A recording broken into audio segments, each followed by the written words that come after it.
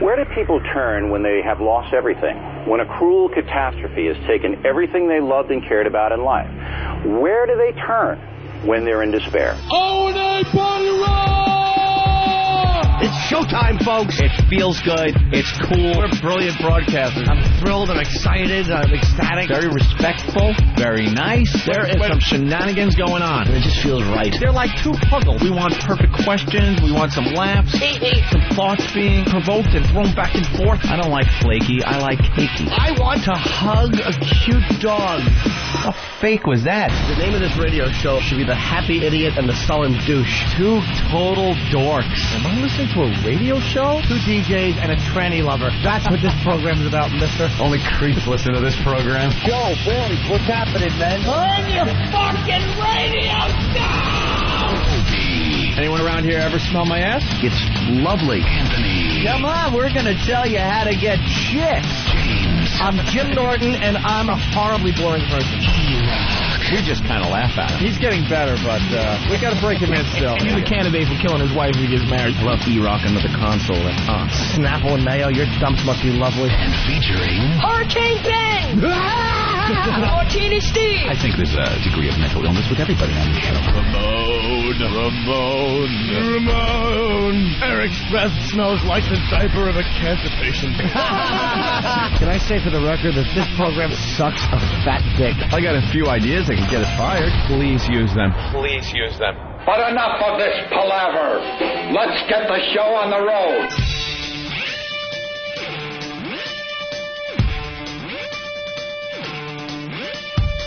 Uh-oh. Sounds like somebody's got a case of the Mondays.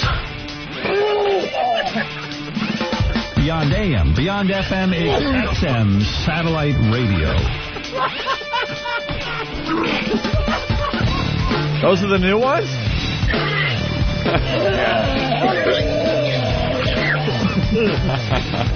That's great.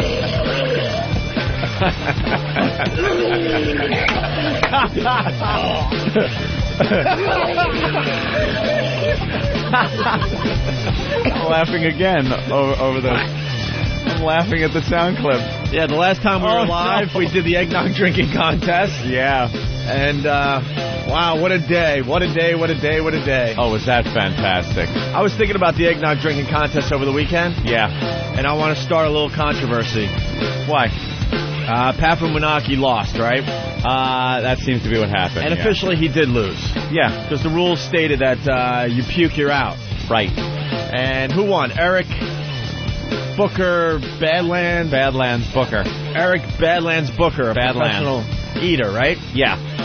This is what I'm thinking. I want to go to the videotape if possible. I think Pat Fumanaki actually has the brand new eggnog drinking record. Why? I went home Friday. He lost, but he slammed his whole shot. Which would make 71 double shots of eggnog. Before he puked. And then he puked. Eric still had time to get his shot down. And how I saw it, but I want to see the video again, I think he only did half his shot. Started puking, because then I remember after he puked, he finished his eggnog shot. Okay, all right. I'm from the school of thought here, Opie, that it was whoever pukes first. That's what I'm saying. Now, in that 60 seconds that you have to finish your beverage, right, you could either slam it or milk it. Oh, of course. I think it doesn't depend. It wasn't who drinks the most to win that title, but are you saying that he lost? There's two different things here. He definitely lost but the contest, got the record. But I think he may have the new record. Interesting. Because I remember that Eric definitely drank more of his shot after he started puking. Right. So it comes down to, did Pat drink his entire shot before he started puking? If he did, he's got the new record officially. Right. At 71 double shots of eggnog. Oh, the face transplant lady, sorry. Yeah, this was a huge story over the weekend. That's a real picture? Yeah, they finally have a real picture. Holy shit, they did a great job with that. Wow. It didn't look like Mr. Potato Head face or anything like that, where you just snapped it on. The snap-on nose. You got John Travolta's face. Wait a minute. Why? From the movie. That was a great joke. Oh, from Face Off? Yeah, that was a good. You know what? You're too quick at that goddamn I don't button. know. I don't know. Maybe it was a movie that came out. I wouldn't have started my appearance with that joke. I would have First of all, you guys. I would have went with some stronger material and then maybe work something like that in. You guys, no, it can only go up from there. But you guys are sitting here in Boy Scout uniforms and you're criticizing my joke. All right, I thought it would go unmentioned, but what is there a problem if radio guys want to come in and dress in Boy Scout uniforms? This is very uncomfortable. Like we have today? It's very uncomfortable. Look, everyone knows that Howard Stern invented everything. Uh-huh. And he invented wearing a Boy Scout uniform, so we figured it would help our careers if we came in here today in Boy Scout uniforms. Yeah, but if you guys sell me cookies, you we know don't I'm going to dodge you. Everyone knows we don't do anything original. Right. We just wait for what he does, and then we do it. Those little scarves, too. You guys went all out. How come you have more badges than Anthony, though? That's what I want to know. He works the board. I work a lot harder. He's an Eagle Scout. He's got his volume knob medal. I got my lesbian badge. You see my lesbian pin? That's unbelievable. Very nice, right? I just want to go camping with you guys and get touched in the woods. Doesn't. You ass. Boy Scout uniforms with an AK-47 next to them. Well, you have to be well armed. We just want to jazz up our uniforms a little bit. Well, it's really Fuck the awkward. Boy Scout uniforms. Fucking faggot. That's what I say. Howard's a faggot. Ooh. He was wearing a Boy Scout uniform? Well, we're at the beginning of the Howard Media Blitz, so he's going to be everywhere. Yeah. Yesterday, he came close to crying on 60 Minutes, and now I hear he's going to be in Newsweek or something, and they're showing a picture in the paper today of him in a Boy Scout uniform. Obviously, we're not in Boy Scout uniforms. No. Your heroes would never wear Boy Scout uniforms. That's silly. And over the years, people have suggested that Anthony and I, dress up in stuff. Dress up in dresses and things like of that nature. We have been approached by photographers to do stupid things for the camera. Right. And they say, no, you don't understand. This is going to be a great idea. And we say no. Apparently, some people don't say no. Right. There was one article that they were doing last year when we came to XM Satellite Radio. Yep. And they wanted Anthony and I in an oversized T-shirt together. Big T-shirt, both of us in it. It would have been better just, can you two suck each other's cocks and we'll just snap away. We'll snap away. Management. Isn't that awful? Management in any business has no clue. None. Right after last comic ending, when my career couldn't have been any hotter, my manager calls and says, VH1 is doing the best of the year. Yeah. Would you like to stand in Times Square handing out buttons and flyers? I'm telling you. He goes, you can get $2,500 to hand out bracelets, buttons, and I go, are you kidding? Are you out of your fucking mind? I just came off a TV show, and you want me to hand out flyers for only $2,500? Yeah, push the price up, and you'd have been out there. But it's just they have no clue. Yeah. You guys are going to get dressed up in anything. They wanted us to do the oversized shirt, and then they want us to dress as priests. Priests and stand in front of St. Pat's and take a few snapshots. There was definitely a feminine angle that came about that they want us to do. There's always these costumes. Just enough with the stupid fucking costumes. The Boy Scout uniform. Oh. And any type of costume. Costumes are for one day a year. That's Halloween, and I will join you on that day. I won't even dress up for Halloween. You're no fun. Fuck that. I'm wearing my Halloween pants, by the way, that Bonnie hated.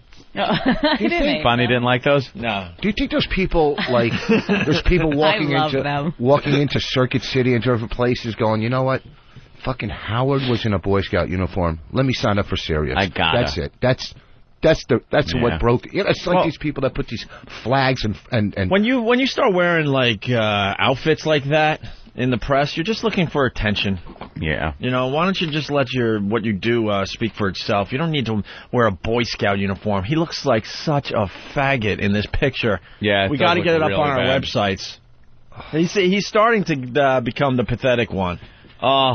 Through our careers, we've seen the pathetic one, and it's a sad day when you become the pathetic one. When you start wearing, Boy Scout uniforms and stuff, what are you doing? Boy Scout. What are you doing? I saw it popped up on a few websites, the picture, and it was under one of the Photoshop strings on the website, threads, and everyone was saying this has to be photoshopped. Like, it couldn't be real. Like, they thought it was put there and somebody had already started fucking with it. But no, it was from Newsweek, I guess. And he's giving the Boy Scout salute. I think it's more like the Girl Scout salute. Is that What is it supposed to be, like, super ironic or something? Yeah, I guess it's supposed like to be Boy Scouts that. don't swear and... Yeah, like he's really... I don't know That's what it. he's going for! It's the irony. That was it. Wait till he does his first, like, live remote or public, and he has 8 listeners standing out there. Yeah. That's when he throws himself out of the fucking window. Well, it's not going to be easy. And a lot of the quotes look very, very familiar, by the way. Yeah. We went through this whole press junket about a year ago, a little more than a year ago, and wow, a lot of the quotes that are coming out in the Stern articles are very similar. Very similar. Because these dopey reporters will ask you about the shock jock angle. You know, you guys are shock jocks, and we actually answer that question, you know, perfectly.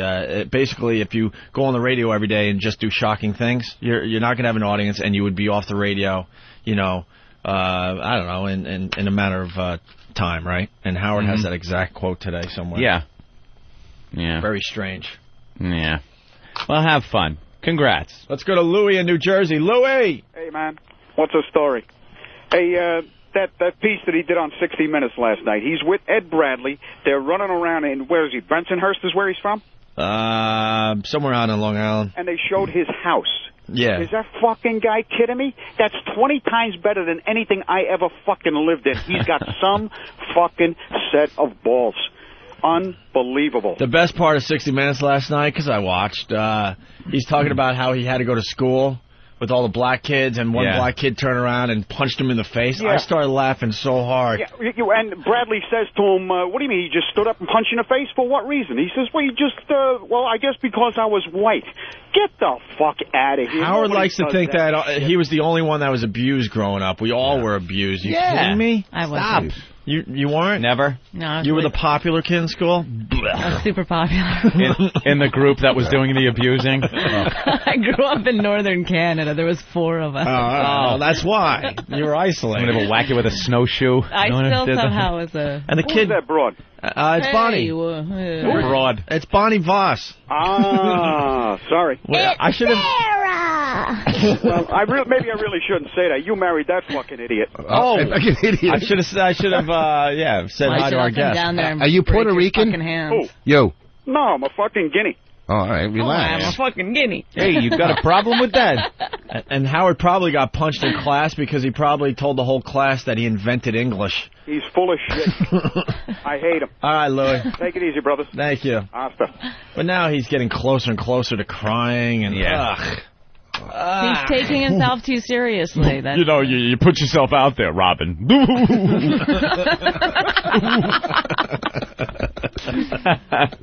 Turn around and punch me in the face. He was just trying to tell the class that he invented everything, and he didn't even need to be in school. He invented black people. My mother said, we cannot run from black people. Mm-hmm. But the problem was my mom stayed in the house all day, and she sent me into Roosevelt High School. And I had a whole different experience. I was a kid, and I had to fend for myself. I mean, I'd be sitting in a classroom, and a guy would just turn around and, bam, punch me right in the face. In the classroom? In the classroom. For what? For being white, or just for whatever. But for anger. I mean, these kids were angry, man. Howard, kids today are still angry. Yes. Yeah. Now they shoot you, They Howard. shoot people. Right. All right, and they didn't punch him because he was white, because he was a half a Jew. That's why they punched him, you dumb idiot. Fuck, I grew up in an all-black neighborhood. It was like, listen, if you can't get along, you know what I mean? That means he's just a fucking nerd and a pussy. I never got beat up. I was raped once, but I was never beat up. That was it? Yeah. And it's still, not quite sure if it was a rape. We might have been asking for it. In an all-black neighborhood, we used to go on these bus trips. Can I tell you real quick? We went to Rawway Pool. We're all going to go Rawway Pool. No. All black people at like Rawway one of the Pool. public pools? It was a public pool, so we were going on a bus trip from our school, right? I mean, from the block, Holy shit. So, on the bus, everybody's going, I'm going to go off the high dive. Everybody's going off the high dive. Right? Yeah, so the day's going, everybody goes off the high dive except me and Reggie. Right, I'm going, oh, please, God, don't let Reggie go, so I'm not the only one fucking tormented. Right? So next thing I look, and Reggie is flying off the high dive. So it's only me, or they're just going to fucking destroy me. These are all black kids. Faggot. the whole thing. Mm-hmm. So I walk up onto the high dive, and I walk out, and I fucking go to turn around, and these big black guys, I mean, they were fucking marching. I go, you better fucking jump. And I get on the high dive, and the whole pool stops. Just like hundreds of black people yelling, jump, jump, right? And I fucking turned around and walked down, and that's why I am the way I am now. You didn't go. You didn't go. No, I didn't, but I finally... should have shanked you halfway down that ladder. It was in Rahway. It was probably the most scary experience of my life. I'm telling you. And I didn't go off it. Why would you go to Rahway Pool? Because it was where the block was going. Was that like a field trip or something? It was a block trip, and it's funny because you couldn't even tell somebody shit in the pool. That's how many black people were in there. See, now he's got to take it there. Oh, Richard. You didn't get the reaction you were expecting, so you had to go there. Now you had to take it to the next level. You had to take it to the next level. Very racist. No, I'm just telling a regular story about black people. How, of course, you get punched. Big deal. It doesn't mean, you know. All right. Well, with you getting hassled by black people, yeah, you never see that. And with you complaining about it. Why, is Roosevelt a tough town or something? Long Island, for Long Island, it was, pretty, I guess, pretty bad. Yeah. If you grew up there as a white kid. I don't know. I was in Central Islip. That was pretty bad when I was growing up. It was pretty much the same thing, but, I kind of stayed under the radar. No one ever smashed me in the face, and it was a lot of black people in Central Islip, that's for sure. Did you not leave your house as a kid like you don't do now? No, I was out a lot as a kid, yeah. I'm making up for it now. I just sit in front of my computer and do nothing. Stays home all weekend and answers email and stuff. Stays on MySpace like a lunatic, checking for new messages every 2 seconds. What? Somebody writing to me? Someone want to be my friend? Somebody want to pretend they're Opie? Someone's going to be my friend today? This kid really thinks he got me. Good. Well, the MySpace thing is taking off. Norton's got 6,339 friends.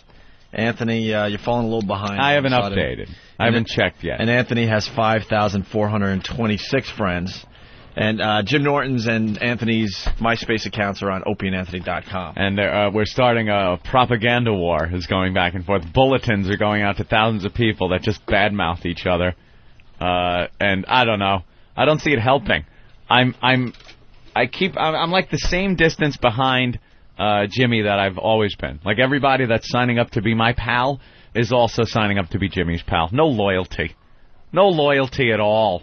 Well, I was getting all kinds of friends when you had me in your top 8. And as of last night, the military took over. Well, and pushed everybody out. I decided, why should I be like Jimmy Norton and put trannies and people begging to be on the top 8, and then they'll put him on the top 8 and make deals like that? I figured I am putting our servicemen on my top 8, so I could give tribute to the people that are risking their lives and not be a terrorist lover like Jimmy and a smut peddler. So I put all of the guys. Yes, I am putting Howard in his Boy Scout uniform up there. Oh, you gotta, because that's a branch of the military. You gotta. That's what you gotta do for your top 8. All military guys and Howie in his Boy Scout uniform. Who told him that would be a good idea? And someone's getting pissed at us that we're talking about. You gotta talk about Howard in a Boy Scout uniform. Yeah. Are you kidding? You can't let that one go, ever. All right. Yeah, so I can't seem to get more friends. Can't seem to get any more than Jimmy. Well, Jimmy's doing a great job. Jimmy schmoozes. He puts dirty broads up there, and people go to see the pictures of the filthy whores he has up there. He puts trannies up. It's something for everybody. Do you know how to put all that shit on there and do all that crap? Yeah. Anthony's been building websites since like '88. Before they even had a World Wide Web, I had a site. I was just waiting for the web to be invented. That's right. I love that trannies are sitting around just getting on to MySpace. Yeah. Be my friend. They really Be my changed. friend, Daddy. And they try to pull it off, being looking like a girl, and some of the pictures are taken in the most subdued lighting ever. Like, oh, here's Brandy. Hi, I'm Brandy. And you see the picture of Brandy, and it's like a half shot where the lighting is only one half of the face, and that's really dim. So you only see, maybe the whites of the eye. and you go to the site and punch up some more pictures, and you're just like, oh, Jesus. Oof. Well, see, that definitely has a cock. These guys, these comics I talk to, they go, yeah, I'm meeting this girl from MySpace, and, you know, then you see them, oh, she was a pig. You got to have a picture taken. The girl has to send a picture with a newspaper with the date.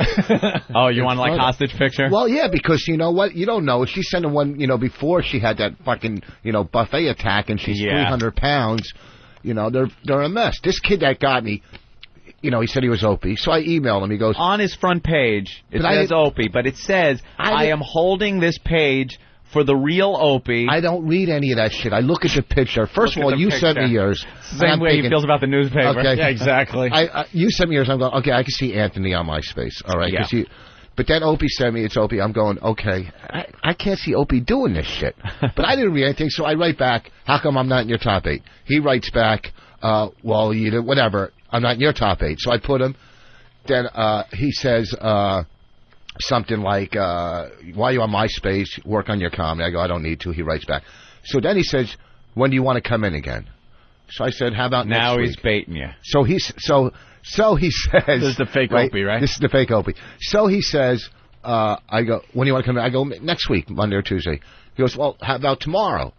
I go, all right. And I'm going, oh, fuck, I don't want to come in tomorrow. But, you know, okay. So up to there, he had me. But then I called Ben. Of course, I'm going to call and confirm. So I called Ben. I go, what time does Opie want me in? And Ben's going, what the fuck are you talking about? Well, we're on the train. He got you. Okay, no. He just got you. He made you call Ben to confirm when you're coming in. Me coming in would have gotten me.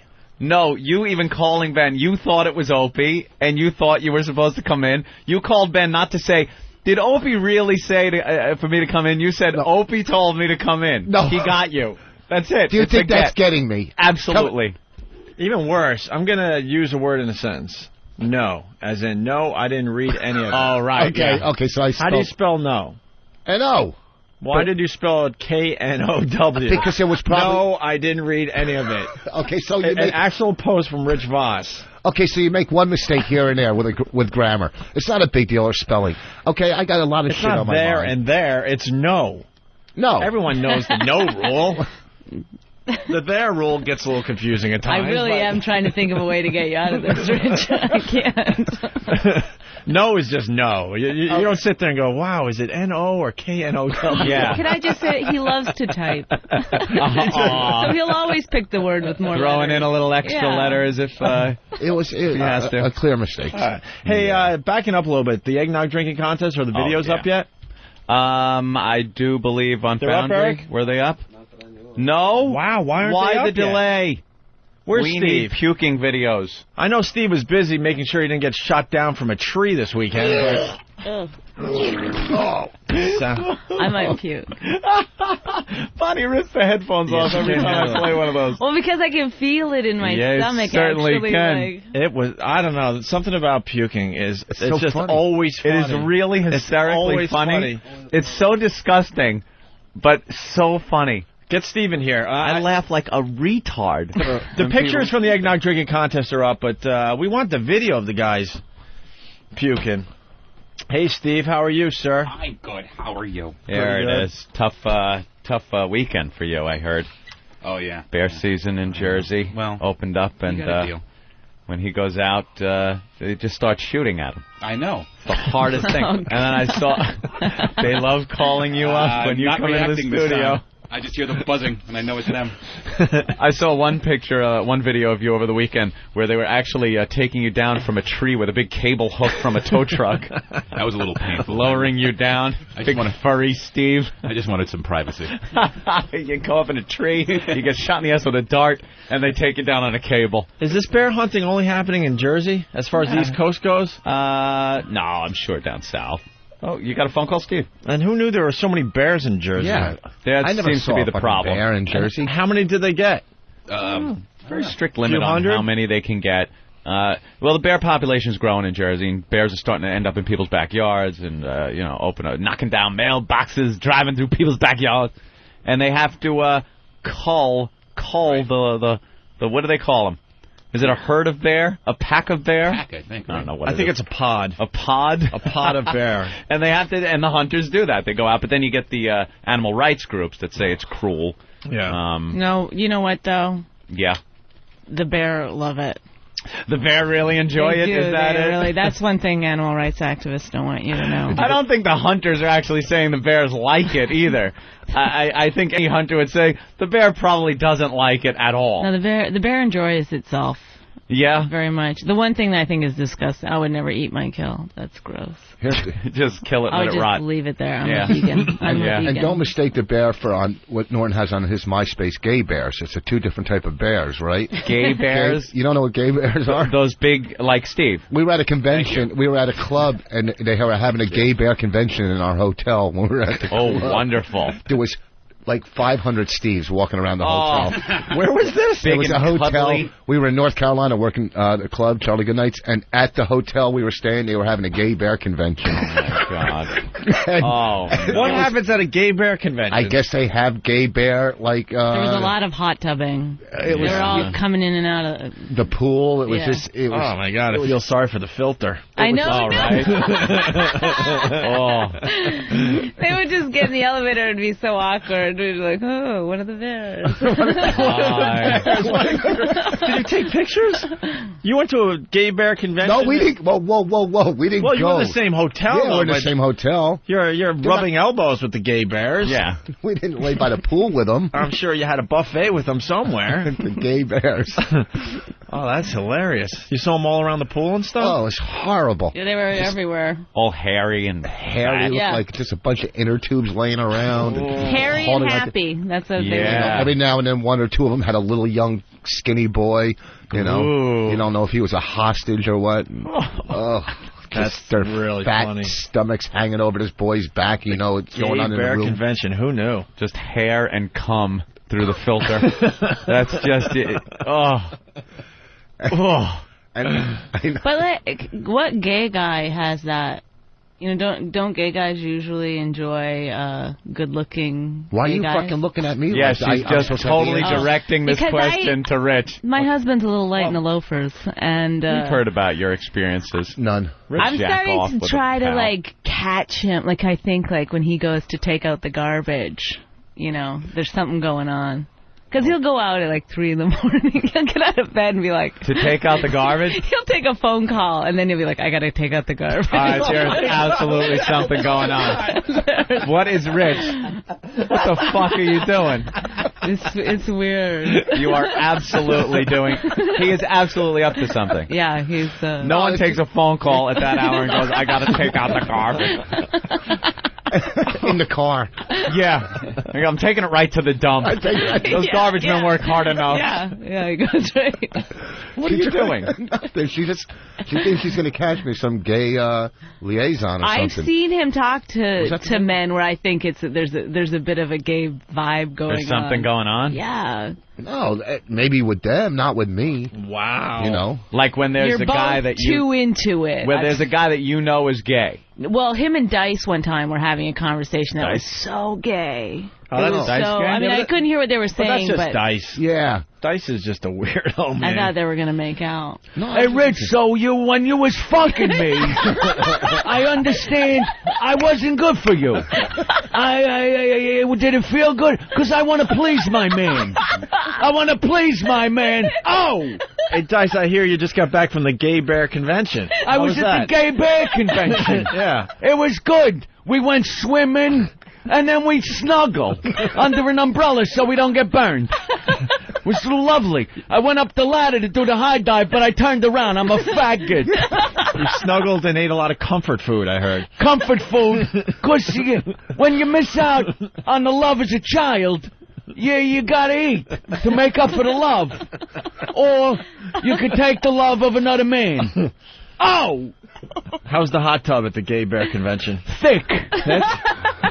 Thick and creamy. It's like swimming in New England clam chowder. With hair. Oh!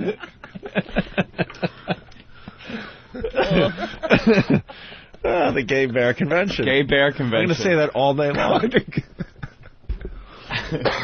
But now, weren't you at that hotel?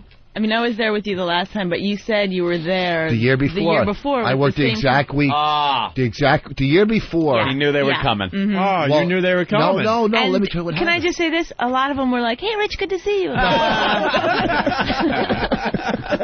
He's like, they recognize me. They have my DVD, which is not true. No, the year before I was there too. Big fans of Last Comic Standing. Yeah. Last Comic Kneeling. Can I tell you, he lied to me one time. Who was that guy? Oh, Tucker Carlson? Tucker Carlson was at the airport, and he wanted to go say hi. Isn't he the bow tie guy? Yeah, the bow tie guy. And so... after Rich had his, I wouldn't go meet him, but after Rich had his interaction with him, Rich goes, yeah, he recognized me. But when I walked by, I heard Rich go, Rich Voss from Last Comic Standing. Oh, no. So that's not being recognized? Yeah, no, Rich completely lied to me. It's not being recognized if you say who you are. Jesus, like the Rich. guy might have been like, oh, okay, Rich, okay, good. No, he said from Tough Crowd. He watched Tough. All right. Getting back to Steve. Live. Are we getting video up of the eggnog drinking contest? Yeah, I talked to Chris Hummercash yesterday evening, and he's still editing it. It should be up in both PC form and iPod form by the end of the show. Oh, iPod form. Look at that. Right, huh? that's what we're talking about, the future. The future of this show. iPods, things like that. You got an iPod? Yeah. One of the video ones? Speaking of iPods, where's Rich Voss right now? What am I on, Dave? Oh, he's on iTunes. iTunes. Yeah, I have an iPod. You could download. What are you going cricket? I'm on iTunes. You were looking for a huge reaction. Okay, you're on iTunes. That's pretty fucking cool, isn't it? Are you going to download it onto your VHS videotape? What's on? What do you got on iTunes? Like some of your acts? It's from my album. Yeah, my CD. Yeah, that's cool. On iTunes. Yeah, but my iPod, that thing. Welcome to the year 2003. Yeah. Well, You're like the last person to do that. What, to download everything? Yeah, that's great, man. I'm just up all night. We're on Audible.com. Audible. What's that? All our shows are available on Audible.com. And you can download them? Like this show will be available later today on Audible.com. Yeah. We haven't seen a piece of the action yet, and I keep calling Bob to find out what the hell's going on with Audible.com, and he still hasn't told me what's going on. Well, maybe if you guys would wear a big T-shirt, you'd see part of the action. I ain't wearing no big T-shirt or priest outfits or any of that Boy shit. Scout uniform. Someone has an explanation for the gay bears. Let's say hi to Paul. Hey, Paul. Hey, what's up, guys? What's up? The gay bears. I'm a part of it somewhat. It's like a what? It's somewhat. A subculture. Wait, why are you part of it somewhat?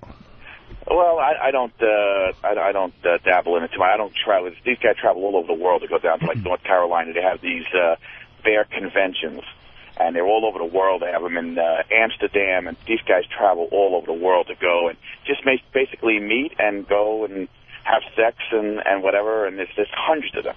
What are some of the activities? Yeah, what are the activities at the gay bear convention? Eating, a lot of banquets and swimming, because there's a lot of admirers, skinny guys. I like guys, big bearish guys, chubby guys. That's the black guys that like the white fat bears, right? What? The black guys like. No, there's a lot of white guys like them too. Big fat. I'm a really big guy. You would never know. I go hunting and everything, and I'm as clear as a $3 bill. Acceptance thing, I think. Yeah, but and the skinny guys are attracted to the fat guy, like want to be like are they like bottoms and tops and shit like that? Oh yeah. That's usually the first question. What are you, bottom, top, versus? Oh, that's like a cocktail hour question. Before the pool. Oh, nice to meet you, darling. That's You an bottom? icebreaker. That's the icebreaker. You want to know first what they are. What if here's a gay question: if you're a bottom or a top, right? You know when you say, "What are you, a bottom or a top?" Right? Yeah. What if a guy says, "Nah, I just like oral"? What happens? Does he get shunned at the convention? No. There's a top and bottom oral. The bottom is the guy that likes to give it, and top is the guy that likes to receive it. Yeah, but that's fuck. I'm talking about oral, just like you don't want your ass touched or touching ass. Are you allowed still to go to the convention? I just want to know for next year. Oh, yes, of course. There you go. Oh. Rich is just trying to figure out how gay he really is. Wouldn't this make a great gay romantic comedy? Like a bottom meets another bottom and falls in love, but they can't ever be together. Yeah. Someone's got to take the initiative. Yeah. All right, Paul, thanks. All right, take care, man. Both there on the bed on their knees, asses up, just waiting. Come on. This is never going to work. Try it. All right, Steve. So the videos will be up later today or tomorrow. Great. For the eggnog drinking contest. Why don't we take our first break? Right. We got Rich and Bonnie in today. And we got lots to do. Sarah. And Sarah Silverman is here as well. My vagina's itchy. I was going down there the other night doing ventriloquism. You ever do that when you're down there? Pretend you're like doing... I was talking without moving my mouth. I know what it is. I'm kidding. Yeah, that was the problem. You weren't moving your mouth. Hi. A cock. Doing Otto and George impressions down there. What would that do? Why would you be a ventriloquist? It's fucking hilarious. How can it be hilarious? Because the whole thing with that act is the guy's lips don't move, right? Yes, exactly. You're but right. her, when you're doing it to her, you can't see the lips. Yeah, but So he's basically just down there going like this. No. Smiling. It's using your tongue and doing it at the same time. That's almost... It's and like talking? Yeah. What would you say? I'm like, hey, whatever. I would just, I'm not... I don't want this disgust. It's just, you're just trying to spice up the sex life. Were you really laughing? I was laughing and trying to get him away from me because it was... Laughing at him. Did we talk about this last time? I don't know. That's so disgusting. I don't know if we talked about it last time. What? I feel like fucking Stiller and Mira. What? He went to go down on me. He farted when he was going. And I said, I can't do it. I can't do it. The really moment's ruins passed. the mood. And he goes, it doesn't matter if I fart. It's if you fart. We have to stop. No, it's pretty much whatever she says. Yeah. If you've ruined the mood with some gas. A fart just ruins the mood. It was horrible. You could be making a multi-million-dollar deal, and if someone farts, the deal's ruined. Yeah, deal breaker. It's a deal breaker no matter what you do. I got to get my brain into a certain place, Then she says, later, she goes, can you go downstairs and turn on the heat and the gas? But I don't think, if I was a girl and some guy's going down on me, I just want to fucking shoot my, Well, that's... Yeah, because you're not a girl. You don't... Ruin the mood. It's more mental. Yeah. With the girls. Yeah. I got to think of certain people and stuff. All right. All right, we're going to take our first break. When we get back, I guess we got to talk about movies. Yes. Because Anthony saw a movie over the weekend. Ever.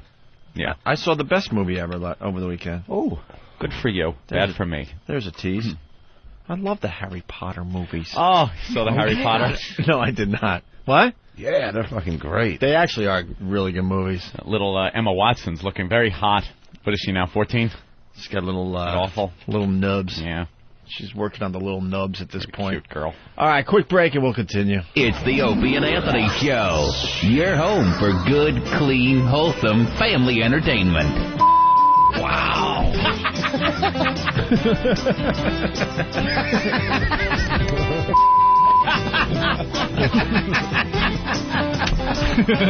That is such a long way to go just to say.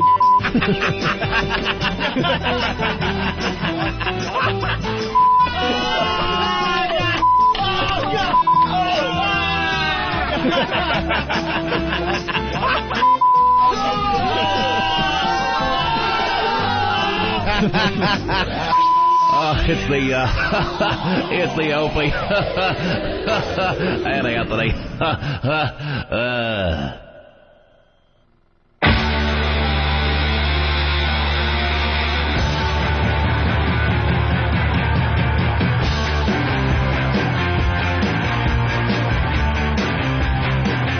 This is the Opie and Anthony program on XM Satellite Radio, the pioneers of satellite radio. That's right. We've been at this for about a year and 3 months now. It's getting more gooder every day. Someone suggested we should dress up like pioneers. Get in front of a Conestoga wagon. Why don't we? Yeah, we'll dress like pilgrims. Yeah. We'll do a photo shoot and we'll dress as pilgrims. Because we need all the attention we can get. We are the first. It's been great, and it's getting better every day. Unbelievable. I guess there's going to be like a 4-story billboard they're going to be hanging from Madison Square Garden for us soon. Oh, the word's out. Within a day or two, I believe. Really, a day or two? One of the shots from our photo shoot, they're making into a 4-story billboard. For real? Yeah. Where are they putting it? Madison Square Garden. Get out of here. For real? I swear to God, yeah. Wow. That's pretty Look for that. We've come a long way. 4-story billboard. Yeah. How fucking cool is that? See? Very. See, we're back, Rich. I don't need you anymore. I don't need to cry on your shoulder anymore. I know. I listen. Who always supported you guys? When I was on the road for 2 years, always brought up your guys' names without any question. Those guys, Opie and Anthony, were assholes. Always brought up the name. I'm telling you. He always plugs you guys on the road. Yeah. On the road, at clubs, everywhere. Well, a lot of O&A guys are coming out, man. They're fucking great comedy supporters. Yeah. Well, we're going to try to start like a Opie and Anthony comedy tour soon. That just roams the country endlessly. I mean, there's fucking idiots that, on message boards that go, oh, he's thinking, come to a comedy show and see. All right? They always... Boss? Yeah, well, you get guys that not from the comedy show. Once they come to the shows, we're doing a sticker stop this week in Miami at the Improv. They come down with the stickers. They did it in San Francisco. Boss. What? Did I try to? I wasn't plugging. You're dealing with pros. If you want to plug your gig, just plug it. No. I'm just saying. Don't try to work it into the conversation. Oh, listen. Someone else was he working it into the conversation? I think he was actually trying to say to people who say he sucks that he doesn't. No, I wasn't. I don't give a fuck. And I will prove that I don't suck when I appear at the Improv in Miami. Jesus. Just fucking plug the gig. I'm not plugging it. We're I'm friends. Saying, just do it. I'm just saying how the supporters come out, and it's a fun night, man. And where would you like the supporters to show up? No, I don't care if they come to the Improv or Caroline's the 20th, the week of the 20th. But listen, here's the thing. There's some guys that will keep coming to the shows. Mm-hmm. Like, there's one guy. He's been at, 8 in a row. He went to see Norton. He drove 4 hours, and Norton canceled the gig up in a college. Is that the guy that has all your shows, the O&A shows on tape and... Really? Cataloged. Who does? I don't know. I forget the guy's name. He does T-shirts and he drove up for 4. People, I think. He drove up 4 hours. To see really? Yeah. Yeah, we're starting to notice the super fans. Yeah. Like, we've always had fans, which is cool, but now it's getting to the point where you got the uber super fans, and they show up at the gigs and stuff. They're like stalkers. And they have, pictures of us they took, 5-6 years ago in plastic, and they carefully pull it out. Yeah, like it's Superman #1. Yeah, and then they have a special marker that you could use, even though we have Sharpies, oh, no. They got some, $50, pen they bought, and then they, don't want you to touch the picture with the palm of your hand as you're signing the thing, and then as soon as you sign it, they grab it and carefully throw it back in the plastic, and then they just run away. And then their mom's dead in a rocking chair in their attic. Look what I got, Mommy. Finally. Showing it to a or rotting some of these guys will have eye socket. The same picture, but they have Anthony's autograph, but they don't have mine or whatever. So now it has to match up like they got the autograph the same day, so they got the exact pen that Anthony used 3 years ago. Yeah. It's it's been in a case in their fucking basement. It's unbelievable. Freak show. And then they need their pictures taken a certain way. But there are... You can spot 9 out of 10 in times. In general, our fans are unbelievable. No, I'm talking about a very, very tiny niche. There's maybe 10 of them out there. You could spot some O&A fans, though, in the audience. You could look at... Go, O&A. Just know. Well, because they have the shirts on. The girls are showing their boobs. And, I'm pals now with not pals. I mean, we don't hang out, but Kid Africa comes to the shows. Wow, now. The guy you two had quite a little rivalry going. Once I get this guy Chester Liver to come out and turn him around, then I have nobody left to fight with on the message boards. Kid Africa came to my HBO taping. Great. What a great guy! I don't know how he did because there's really no trees leading up to that building. Oh, Richard! Always gotta just. The message boards have gotten better, by the way. What's that? They become more like fans, fan sites. No, but the real fans. There was a time that these quote fan sites they didn't look like fan sites. They do come out though. They do support. Oh no, they're unbelievable supporters. Yeah. All right, let's get into some movie talk because just before the show, Anthony said he went and saw a movie this weekend. I didn't go and see it. I don't go to the movies. Oh, it's on DVD already? No, it's on a hotel. You go to the hotel and you get the new still in theaters. I got you. Yeah. It was one of the worst movies I ever saw. The Constant Gardener. Why would you rank? When we were in Washington, yeah, The Constant Gardener was one of the choices. Yeah, at our fine hotel there, and we chose that dog movie, that chick flick. Which? Oh no! See, what dog movie? You're just as guilty. I don't know. I ended up falling asleep. It was all right until I fell asleep. Must Love Dog. But I picked that over The Constant Gardener, thinking this has got to be better than The Constant Gardener. Yeah, it was Well, from the trailer, it looked like a mystery. It's kind of murder mystery. Right. But it turned out to be like, I don't know. I can't even describe it. The guy's wife gets killed in Africa. That's all I know. Well, they're in Ray Africa. Fiennes is in it. It's all shot with a handheld shaky cam, so you're nauseous by the end of the movie. You know, they're trying to pull this thing off, you know, get this human interest story that, hey, they're testing drugs in Africa. Yeah, let's that go was after the the story. drug companies. Rich. Yeah. First of Rich. all, Oh, my God. First of Just all, let him go. First of all, okay, of course they're going to test drugs in Africa. Where else are you going to fucking test drugs? Okay. Second of all, for all the diseases. Are you going to go after the drug companies? Like, is one guy or two guys doing, you know, some research going to be able to take down the drug companies? No. All the money they have, they could have anybody offed like that. That's what I'm saying. This explanation of it is worse than watching the movie. Of course. No, what do you? I'm was trying to. so bad. It was just so Well, but you're not bad. explaining to the people, the lovely listeners, what the movie's about. Just don't see it. That's all I can say, because I don't know what it was about. It was You got about. to see Rachel Weisz Why did he naked in the bathtub. Yeah, Really? with a fake pregnant belly on her. I couldn't figure out how they did it. It was like prosthetics. Oh, really? Yeah, But they put like a naked. fake belly on her. She was pregnant. It was horrible. Well, but the movie. Why did he wait at the end to sit there to just get killed? Because he knew they were going to kill him. By the way, that was the end of the movie. That was. I still have no Spoiler idea. alert. I still have no idea what the movie's about. Spoiler, by the way. What it was about was this young lady An was doing activist. was a drug activist doing research on why they were testing African kids with these drugs. Giving them drugs. Sometimes drugs. it worked, sometimes it killed them. Yeah. And sometimes it killed them. And they were covering it up, and the government was involved in it because there was a lot of money to be saw made. this movie. Yeah, we saw it in. We rent. Where did we see? We didn't go to the theater. We went to the theater. Oh, we went to the theater. Oh. We were in the theater the other night, and some guy almost started a fight with me because I was smoking in the theater. Well, what You're year not is allowed this? to smoke in the theater. But I'm in the Are you back. seeing Gone with the Wind? I was in the a wonderful motion picture. Everybody I'm glad for smokes this in the intermission. movie theater. When I smoked in the movie. Everybody You does don't it. anymore. But you're not You allowed take to a couple- anymore. Well, you're not allowed to do a lot of things, but you do them anyway. You light up, take a couple of drags. Yeah, you put it out. Oh, no, you don't. Oh, listen, if it was whatever. You're not supposed to use your cell phone in the movie theater either, All right. but a lot of people do You're not, it. black people, you're not supposed to talk in the theater, but they do. You're not Well, you supposed tell to them to knock it off. Do you? Would you? You know, it's so funny. No, I've talked about the movie theater stuff. I don't say boo. Okay, here's the thing. I would say boo. No, boo. That might not be a good Boo thing got to shot. say. I don't say shit. I thought the movie that you saw, I understood. I didn't think it was great, but I understood what was going on. Wow. Voss understood it. I didn't. I understood the movie. Why didn't you go see Walk the Line? Because it wasn't in the hotel. Oh, that's why. That movie. I heard that, Johnny Cash, yeah. It's going to get all sorts of Oscars. Awards. Did you see Joaquin Phoenix as Johnny Cash. Yeah, I did. It was great. I didn't know Johnny Cash had a hair lip. I was just going to Yeah, that hair lip, though, man. Yeah.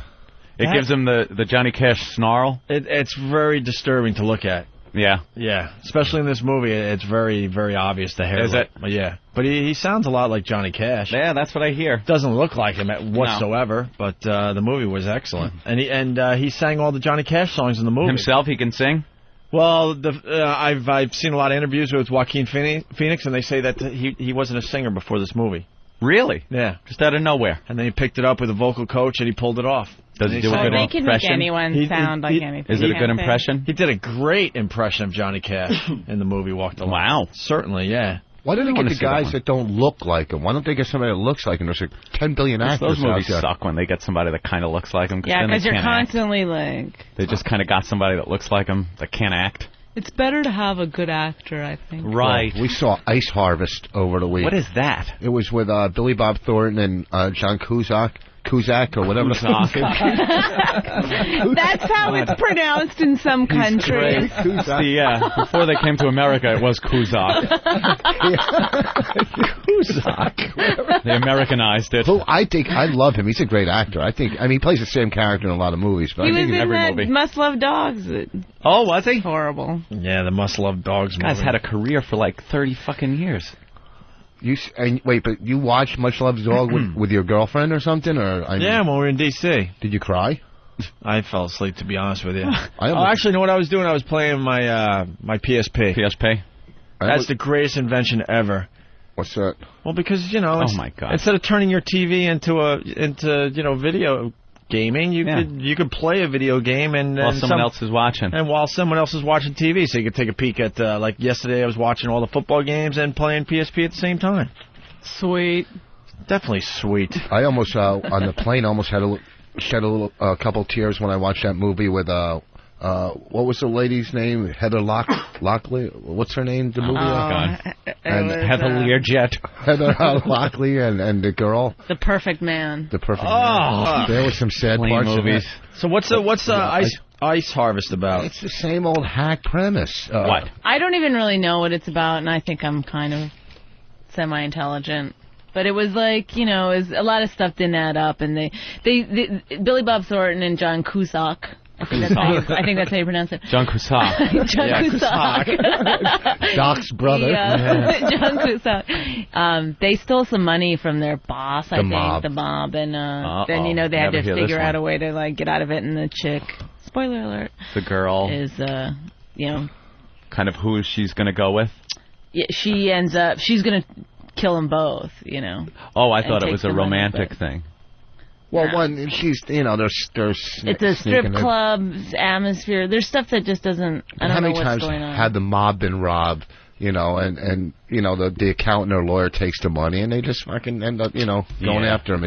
And it gets 4 out of 5 stars in some, I don't know, in something she read. Platt. What's that guy's name? Platt. Oh, he's good. He's a good actor. He's Oliver really good. Platt. Oliver Platt. Oh, okay. Yeah, he's good. He's the only good one in it. You know, and he's comic relief. He's really drunk the entire. So what we're saying is there are real shit movies out there right now. I was just about to say that. Yeah. It's also. Thank God Kong is coming out because there's been a major dry spell. I mean, Harry Potter obviously is a huge movie doing crazy Harry business. Potter movies.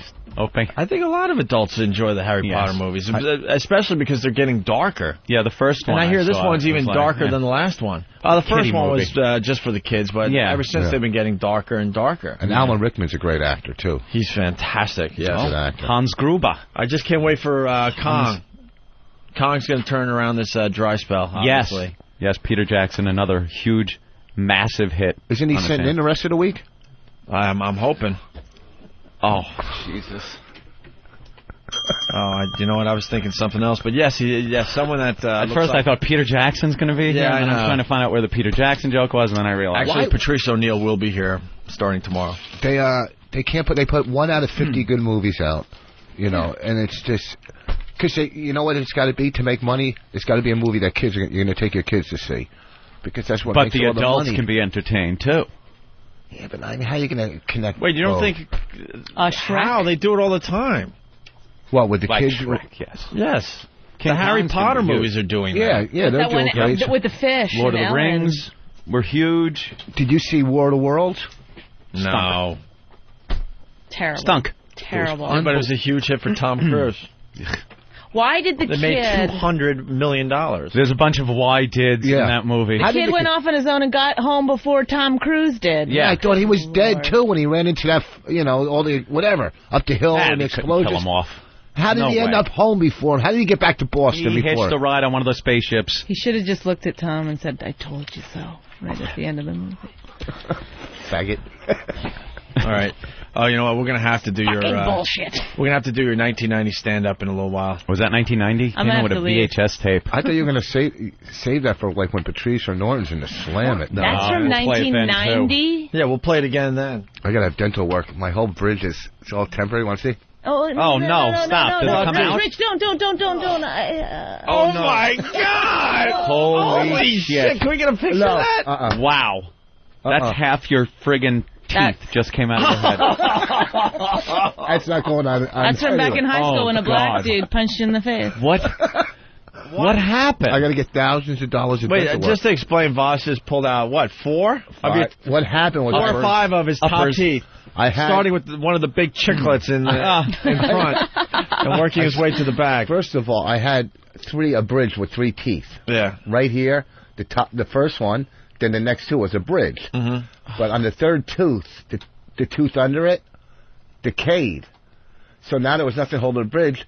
So they had to pull that. Last week, oral surgery, there was like this, they had to go up in my gums and screw and then yank it out. and then they had to take the bridge all the way to the back. the 2 teeth. So they filed the teeth down in the back, and they're going to make the bridge all the way across. And this is a temporary, and it keeps falling out. So I figured, Can we get the abridged version? But I want to get these. I got to tell you one thing. Your teeth are starting to look normal these days. I know. I had When we first down. met you, what was going on? They were big. You just weren't making a lot of money? No, well, here's the thing. I want to get implants, and they're like $3,000 a piece. Double D's? What do you got? What are you going for, Rich? What are the big bears like at the gay convention? I appreciate the, getting the tits there. So, wasn't that horrible looking? That's deeply. You instantly turn into a hillbilly. Like the second you pop your teeth out, you're a hillbilly. I went from being on stage to being one of your fans like that overnight. Nothing. No. I'm setting you guys up with a lot of shit today. So go fuck for the soundboard. We got the audio of Pat from Menaki losing the eggnog drinking contest. I think he's a little upset about this, Pat. What, has anyone talked to him since Friday? No, I didn't see any posts or anything. I think he's just sulking. Maybe he's that was in a his hospital title somewhere. Getting another toe lopped up. Well, he's got diabetes, so I don't think doing 71 double shots of eggnog is a smart thing. And he didn't seem to have vomited as much as he did the year before. No, I think this was after the show. I went into the bathroom before, I left for the day, and he was in there. That. He was. You heard about what? Just bathroom stories that could be a problem. Oh, yeah. Ben suggested, we just not talk about it. Why? Until, I don't know, because there's some building guy and the guy that runs this studio, and they're talking, and I don't know. It just seems to be a mess. There's a problem? Yeah, apparently someone gave Tippy Tom a flask of booze when he was in here. One of our homeless guys, yes. And then he got lost on the floor somewhere. So he wasn't here in the studio. He was out, and he was in the bathroom. And apparently he thought he was back in the bus station or something, because some guy from one of the reputable companies on this floor went in there to go to the bathroom, and he was propositioned by Tippy Tom to ask if he wanted a blowjob.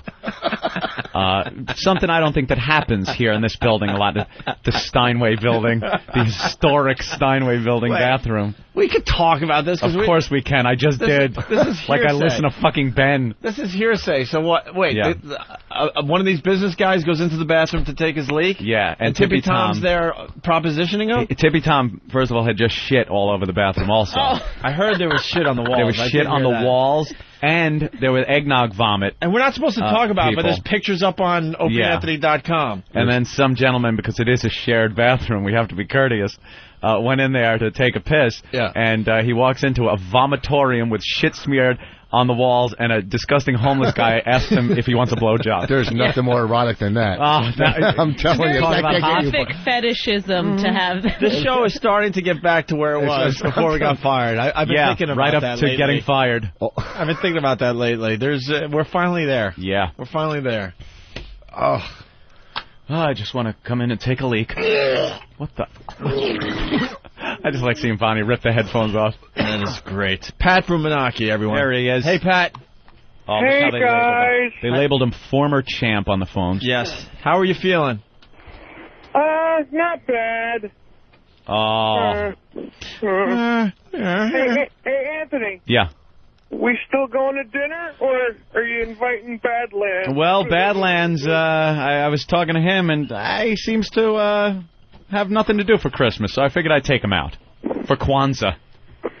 Oh.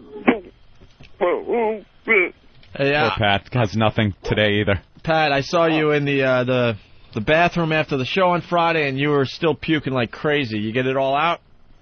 Yeah, I felt pretty good, but I think Badlands was worse for wear, because I drove him to Penn Station, and he was groaning all the way there. Yeah, Pat, I'm starting a little controversy today. Yeah, I heard. I want to see the videotape because I was watching very closely, and although you're not the champion anymore, I think you set the brand new record. Are we going to have videotapes available to the refs next year? Are they going to be talking about that in the off season? No, there's no question who won the contest because it was all about if you puke, you're out.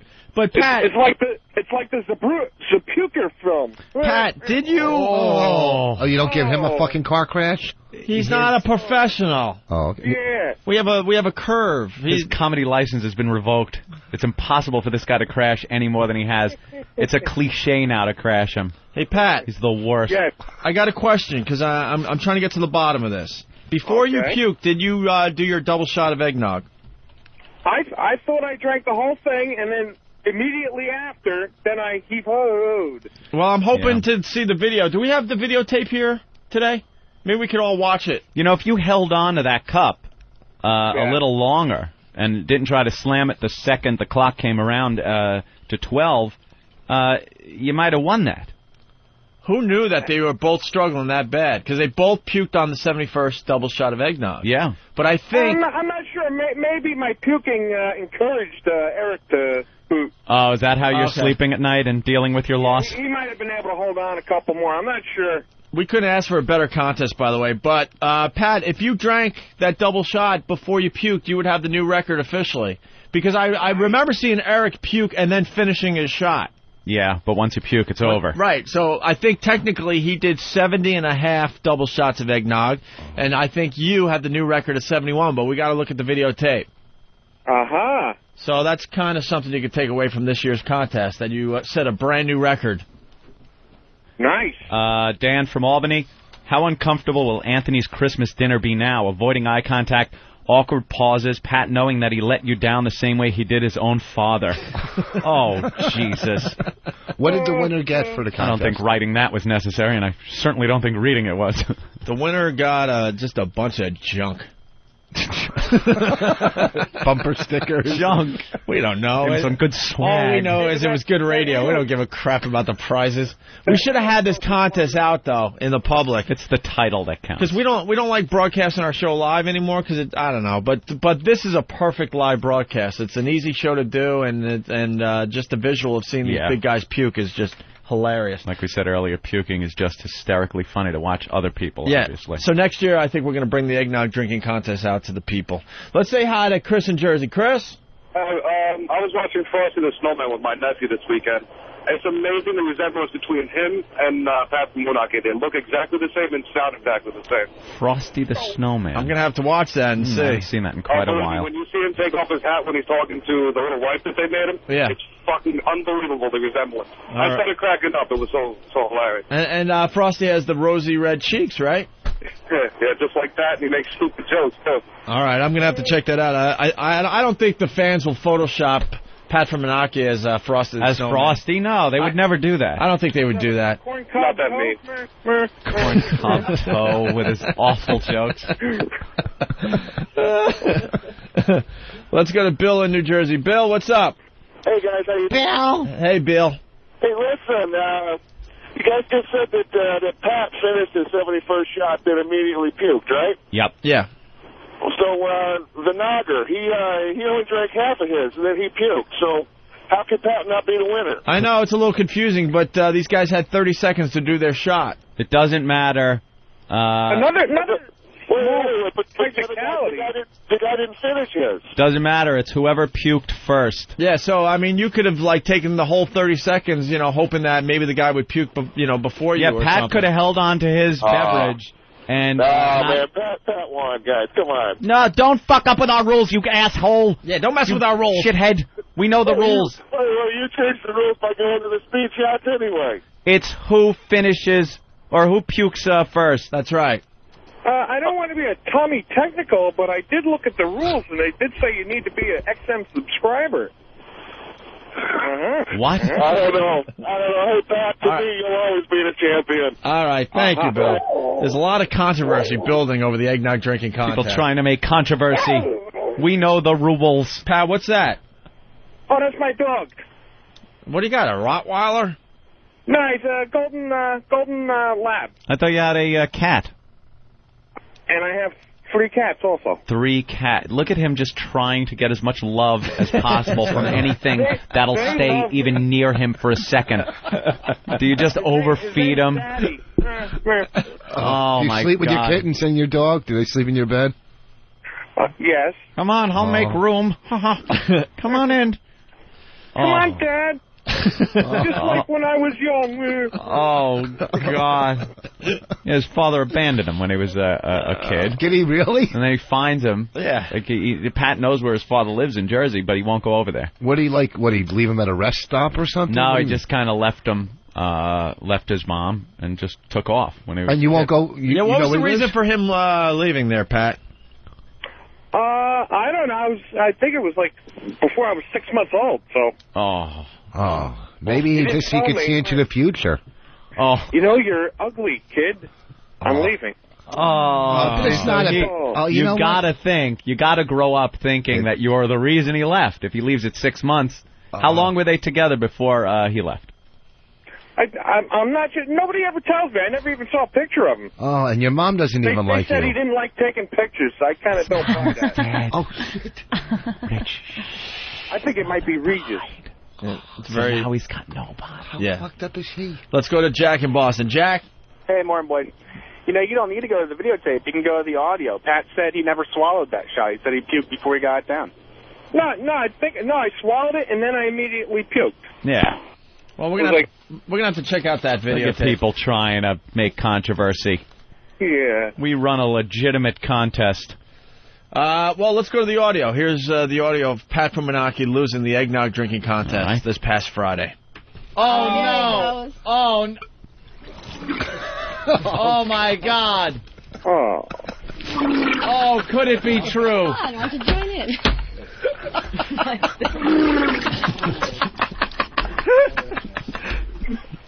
Memories. There's more coming.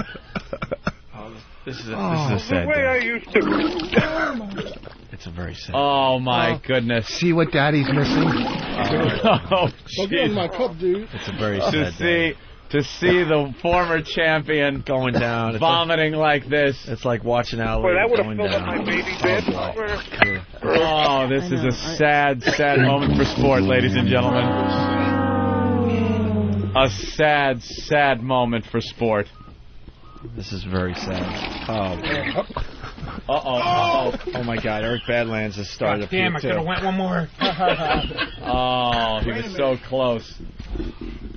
Now, what happens? Because they both puked on the same shot. No, Pat puked first. Okay. Yeah, first to puke. Pat puked first.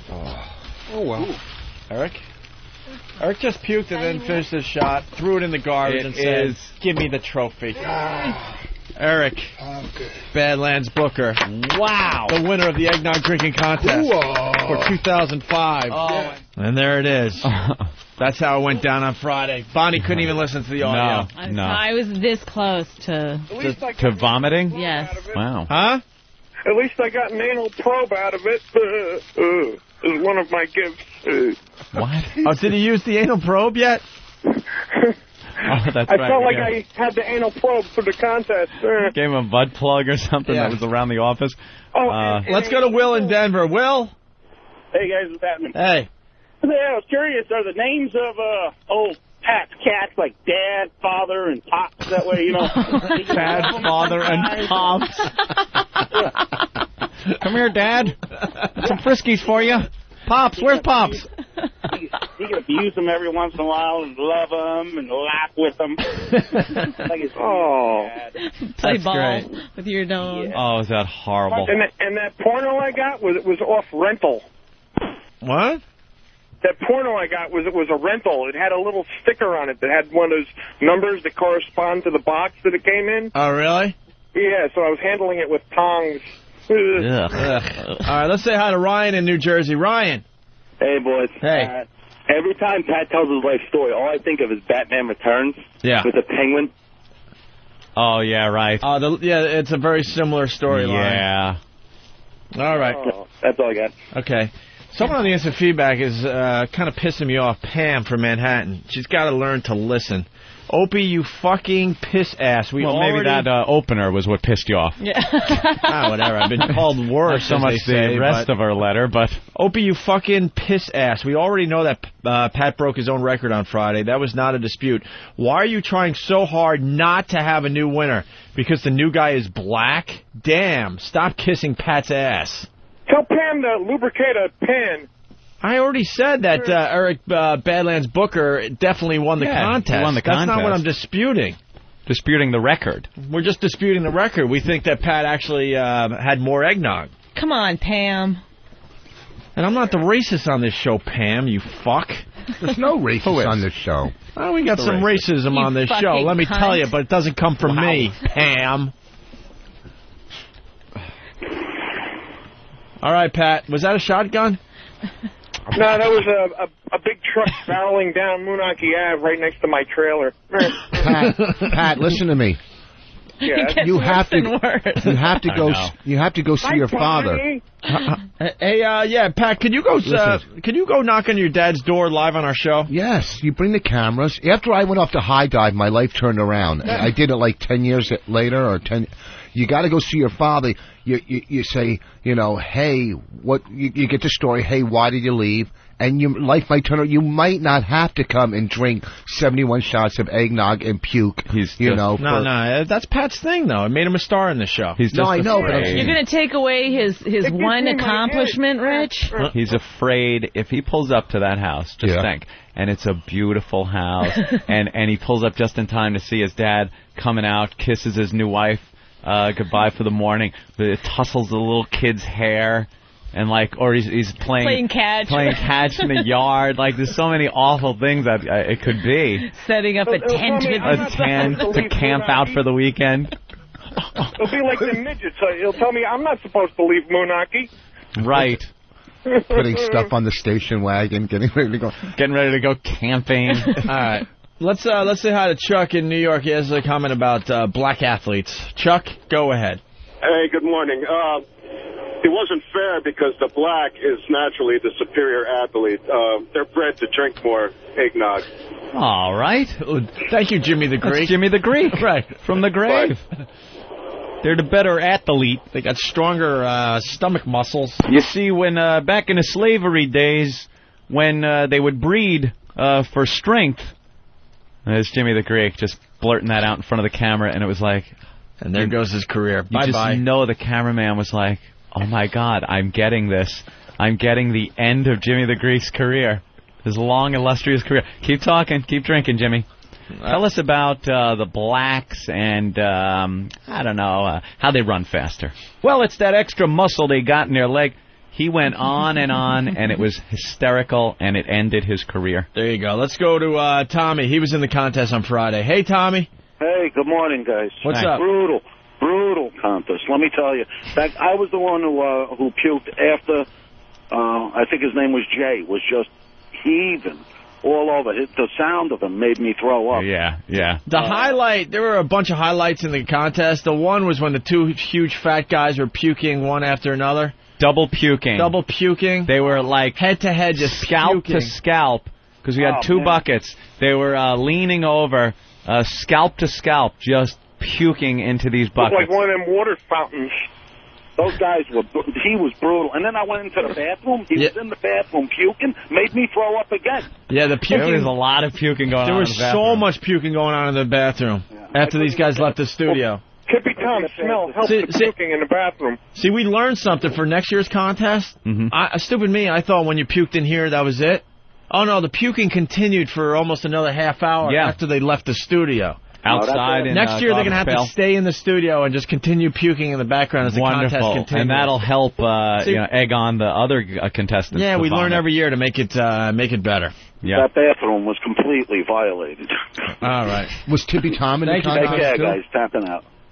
Huh? Was Tippy Tom in the contest? No, that guy can't be in anything organized at all. He's drunk. You don't understand what's going on in that bathroom Friday. The guys from the contest were puking like crazy. Tippy Tom is shitting like crazy. Oh. Supposedly it ended up on the walls.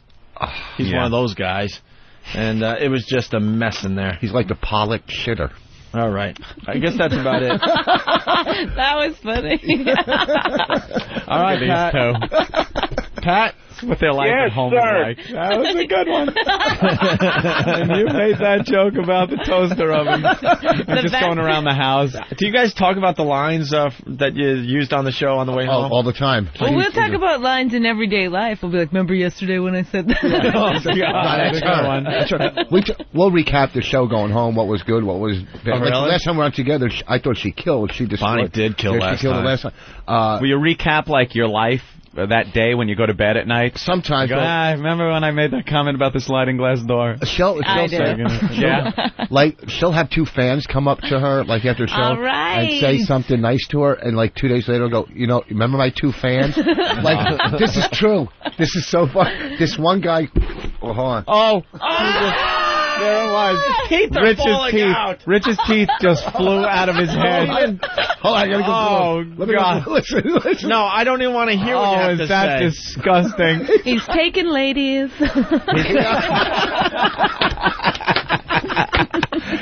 Rich is trying to say something. Did the microphone hit your teeth, or did they just No, they flew out into the Because microphone. he normally has them, like, glued up in there, but he took them out. You said a word. God. You said a word that just made them fly out of your head.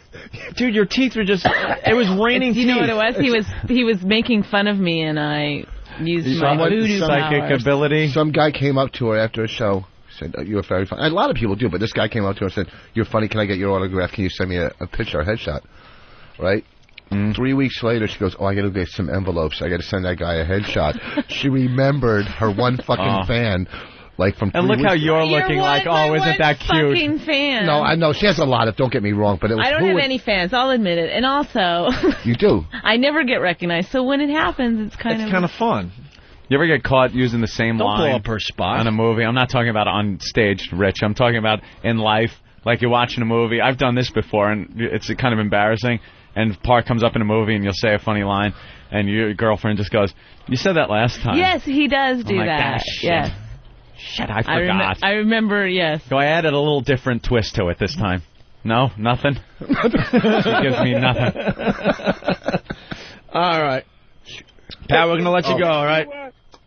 Can Rich do duck season, rabbit season with those teeth? Like Daffy's Bill around his head? I'll bring it back. All right, Pat, just like your father, we got to let you go. I think cameras going to his dad's house with him, get him all ready. No, honestly, we joke about this, but when we brought this up to him in studio, oof.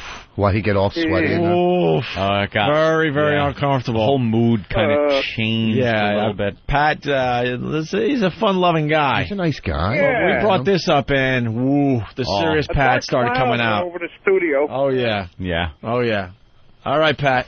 Be like sitting down with the Ramses and going, Jean Benet was such an odd name. Just out of nowhere. Just picture how they would react to that. Yeah. That's Pat talking about his father. So where does he live? And is it close to Moonachie? Have you seen this chill over the whole room? All right, take care, Pat. I'll see you on Christmas. All right. It's going to be a Pat from Moonachie Christmas. Yeah, something to live for. Yeah. Well, After that, might have a problem. What about New Year's? All right, Pat, thank you. All right. I've been trying to hang up on him for 10 minutes. I feel bad. Hang in there, Pat. I feel bad. Remember that one? All right. That one contest you guys did where they had a drink and they were pissing themselves, standing there in buckets. They had to wear diapers. Yeah. And they had to piss. And one guy drank the other guy's piss or something. Come on. We had people eating clam chowder. Well, that's another one. Yeah. He's talking about the one where we had guys drink until they had to take leaks. Yeah. But it was no piss drinking.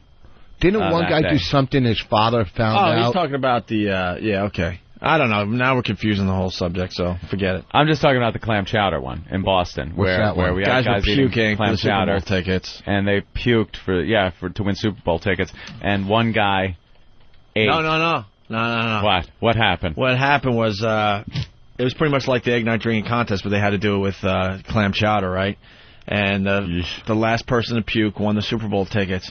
And in typical Opie and Anthony fashion, the Super Bowl was in New Orleans, I think. Yeah. And we didn't have a way for these people to get there. We just Walk, gave them the tickets. motherfucker. And it was like 2 days before the Super Bowl. Yeah, that's going to be an easy flight to figure out. And you could get a hotel. No problem. Yeah, you had to get a hotel and you had to get there yourself. But people still came to do the contest. Pathetic, man. That's what radio's all about. It's pathetic. That's why satellite radio's a little better. They have some money. And they have no problem spending it. That's right, Robin. So then 500 million. And then we found out we had another pair of Super Bowl tickets, but we ran out of clam chowder. But we had the bucket that they all puked into. So we're like, hey, there was like 10 guys and a couple girls as well in the studio. We're like, who wants to win this pair of tickets? A few people raised their hand. We're like, this is what we want you to do. I can't even. You take a spoonful of the puked up New England clam chowder, and one by one you pass it around. They formed a little circle, and the last person not to puke won the second pair of tickets. It was like a tablespoonful each time. Let me tell you something. As far as when you start talking about what was the funniest moment on the Opie and Anthony show. That is so far up there, it's not even funny. Yeah. I mean, because you got the puking thing, which is always funny. And these guys would just take, just a tiny, teaspoon of the puke and throw it in their mouth. Yeah, we were just having them do a teaspoon. And one by one, watching the people, I guess we figured out... The gag. I think we told them, you had to, not puke for 60 seconds. So they would do the teaspoon of the puke basically, and then you would watch these guys as they're trying to hold it down for 60 seconds. You just watch their face was rumbling, and their lip is moving, and they'd go like, and they're dry heaving, but they're trying to keep it down. And one by one, they just could not keep it down. It was so freaking funny, and they're just passing the puke bucket around. Big puke bucket. With a teaspoon in it. Yeah, all these contests finally coming back to the Opie and Anthony show now that we're comfortable on satellite radio. Remember how it was a little browner than the rest of the clam chowder? Like there was bile in it? Bonnie is not even, she's trying not to listen. I have a really strong gag reflex. It was terrific. I will. All right, if I let it go into my head. Here's the deal, Eric. Write this down. I think Steve still has video from that day. You got to get the video of this up on the website. Please. If Steve wants some hits on his website, some of this video is some of the funniest stuff you'll ever see. All right? Not the actual contest when they finally started taking teaspoons of the of the puke. Someone's also saying you forgot this little tidbit. Remember, Patty's toenail clippings were in the clam chowder. Right. We collected her toenails. Oh, God. And we brought them with us because it was a live broadcast in Boston. We were doing our show from New York here. And we noticed and we had to go up to Boston. Were horrid. So, yeah, she got a pedicure, whatever the hell it's called, and we kept them in a little baggie. And we brought those up with us. And dumped them into the puked-up clam chowder. And we were eating the clam chowder with bits of Patty's toenails. Oh, is that horrible? Let's say hi to Keith in Rhode Island. Keith, what's up? This is Pete from Rhode Island. I'm sorry, Pete. That show was like the funniest show I've ever heard. Yeah, that was a good one. You remember what happened, though? The guy who won the original contest, Murph from Southie, never ended up going to New Orleans. He ended up selling his tickets for weed and coke. And that's right. For his friends. Yeah, he got all kinds of drugs. I forgot about that. I think he sold them right outside the station for like $500 or something like that. Because, the fans just showed up at the station. You know what? I think OAvirus.com, maybe they'll post that show in the near future. It was really funny. That was a great one. A lot of our old bits and shows are up on OAvirus.com because we can't play that shit here. All right, Pete, thank you. Thanks. Yeah, it was, but I'm sure we can post a video because Steve did that on his own time, so... Hopefully we'll get some video clips of that up on OpieandAnthony.com later today or later this week. Fantastic. All right, you want to take a break? Certainly. You want to say hi to one of your MySpace friends real fast before break? Yeah. This is MySpace Debbie. Yes, it is. Hi, Debbie. I had you up there for a while. You were like the sex draw. Is that a hot one? Debbie with the bikini. And I think I emailed her the other night. This might be the only hot girl on MySpace. No, there's some hot. No, there's some hot ones. The hottest ones I've found so far have been two 16-year-old girls that just for some reason decide they want to take pictures of themselves in bathing suits, little bikinis. They put on too much makeup, and then them and their little friends are standing in bikinis with their arms all around each other, holding their arm out with the camera and snapping pictures of themselves and putting it on the websites. Are these pictures up on your MySpace account? No, well, they're part of, I guess they're in my friends list. You sure since I accepted. Well, that's good advertising for you. But I didn't put them up on my top 8. I need to help. I need to help you get past Jimmy. Jimmy's beating you by 900 right now. No. Oh. You got to sex up your site a little bit. When you're looking at these 16-year-olds, Mr. Polanski. And I got it. Hold on, I got it, though. We've been talking about Howard Stern and his Boy Scout uniform. Boy Scout uniform? A lot of people want to see that picture. I think if you go to Anthony's MySpace account, that should be one of your top 8 friends. You think? Can you do it during the commercial? Probably not. Somebody would have to sign up and use that as their picture, and then I would make them a friend. Well, one of our listeners will do that for you. Yeah, do that. All right, because then you'll put it up on your top 8. That's the Debbie that's on the phone right now. No, stop. Yeah. Debbie, what do you do for a living? I'm actually an accountant. Look at that. Yeah, but you're a model, too, obviously. Well, I am, but my day job is doing accounting. I do accounting for a bar and a restaurant. It's a good job. Yeah, you're beautiful. Where's she from? Thank you. Yeah, where are you from? I'm from South Dakota. Are you? South Dakota. Is there a comedy club out there? Have your pictures been in any publications yet? Oh, yeah. Actually, this month I'm in about 5 different magazines. Biker Magazine did a 2-page feature on me. It's the first time they've done that. And Hustler? No. Just actually more in motorcycle magazines. I'm Miss Sturgis. Oh, classier stuff. Yeah. Get on the back of my hog. Take a ride. Nice. Are you well, you know, because this is radio. You're 27, South Dakota. You're into bikinis and fitness. You're a model, obviously. And I love bikinis. I'm totally into them. You got breast implants, right? I have like 100 bikinis. What are you sporting there? 36Ds? 34D. 34D. Blonde. How tall are you? 5'5". 5'5". 5'5", 5'6". It's short for a model. Yeah, but, you know, when you got a butt like that, you don't need height. Jeez, Bonnie, the claws that come out. A little short for a model. She's so hot. We're looking at her picture, and Bonnie's just trying to rip down anything. I don't know what she looks like. Let's be honest. Sure. Let's be honest. Who's not watching America's Next Top Model? Yeah, come on. Wow. Well, when you think model agencies, you do think the Dakotas. Under 5'7", you got to show the snatch. That's where they come out of. That's the rule. That's the rule of modeling. Under 5'7", you got to show the snatch. Double D's. And how did you find our fine program? Oh, actually, I've been listening for a long time. Nice. Hey, are you good at talking dirty? Long time listener. Are you good at talking dirty? You know, I got skills. Well, because we're thinking of a new bit for the radio program. Yeah. A little bit we like to call Tissue Time with Debbie. Mm-hmm. Tissue Time with Debbie is going to be our new bit. Anthony, you want to explain this brilliant idea that we came up with? We work very hard coming up with various bits for the show. And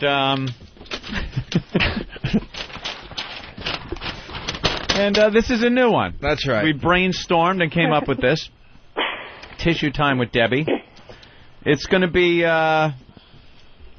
you, Debbie, of course, the fine model, and she is going to offer phone sex. That's right. For our audience. That's right. Wouldn't that be great? That sounds great, but we should change it to Towel Time with Debbie. Oh, you need a whole towel. Fuck the tissue, right? Exactly. Go yes. Or socks. Would you be up for doing Tissue Time with Debbie? Sure. All right, it's a new bit here on the Opie and Anthony Show. I say we do it this Saturday on this fine channel. I like it.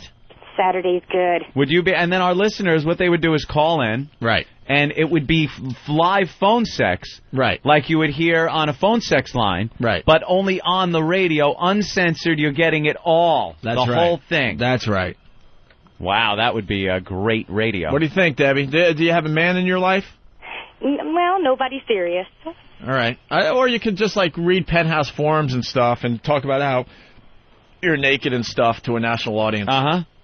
Yeah, and what I'd like to do, et cetera, et cetera. Exactly. Are you naked right now, Debbie? What's that? Are you naked right now? I'm just wearing a robe, that's it. Just the robe, nothing just underneath? Just a robe, having my coffee. Are you alone? I am alone. You're alone? Well, how about we do tissue time with Debbie right now? Oh, how great would that be? And remember, you could do anything. Like, there's no restrictions on what you can say. You want a guy to call up. Anthony, you better make Debbie one of your top 8 before this bit starts. Debbie, if you want a bunch of new friends today. I have all military guys on there, but I'm willing to put in something like a USO friend for the troops. Right. And that would be Debbie. If we could get a guy on the phone now, we could do our tissue time with Debbie, our new bit. That's a great new bit. That we're featuring on the Opie and Anthony program. That's right. You heard it here first. Mm-hmm. Let's see. Debbie, can you talk dirty to a guy right now? I can. All right, and you're naked? I am. Will you rub that snatch? No, I will. She's got her robe on. Okay, Sarah Silverman doesn't want to hear this? Why doesn't Sarah Silverman want to hear this today? I love Debbie. Maybe I should talk dirty to Sarah. Okay. No, we need a guy. All right, we got John from Whackbag. All right. Hey, John. Hey, how you doing? Do you like our new bit? This is great.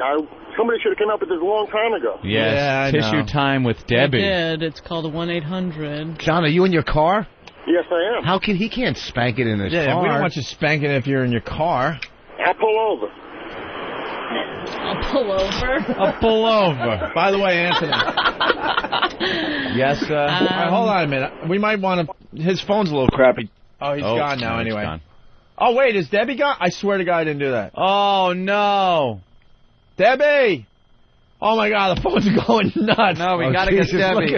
Are you sure you didn't hang up on Debbie? I hate to have to do tissue time with John. I'll do it if you guys want. You would, too, wouldn't you? All right, take your cock out. Come on. Everybody who's listening, take your cock out. Very good news, Anthony. The chowder eating video is linked up on opieandanthony.com. Fantastic. Watch how many people check out this video today. Now, it's the video of just the guys eating the puke, right? We don't need the whole contest. That's what I was trying to tell you guys. Well, now we have to wait for Debbie to call back. God damn it. Why don't we take a break, Anthony? I gotta go put we some were going to glue do in that. my teeth. Do you have to glue them in? Go really? like this. What's in your hand, then? Some, like epoxy type stuff you put in to hold it in. Epoxying your teeth in, sir. You are epoxying your teeth. It's not epoxy. It's, like dental shit, recap or something till, if your caps come loose. Yeah. It's a real nightmare. I got to go to the dentist. You getting the implants, though? They're going to screw them right into your skull? Well, I'm not going to get the implants now. I'm just going to get... That's what I'm working on. What are they going to fasten that to, then? To 2 teeth back here and this tooth here and here. 4 teeth. They'll fasten. Jesus. And, but I'm going to get... Are you running out of places to fasten these new teeth in your mouth? I'm going to have to get implants. They're $3,000 a piece, and they drill into your bone. $3,000 a piece, and they go right into your skull. If you need money that bad, you can be part of our Money Snatch contest that's coming soon to the show. He lacks a snatch. Well, as far as we know.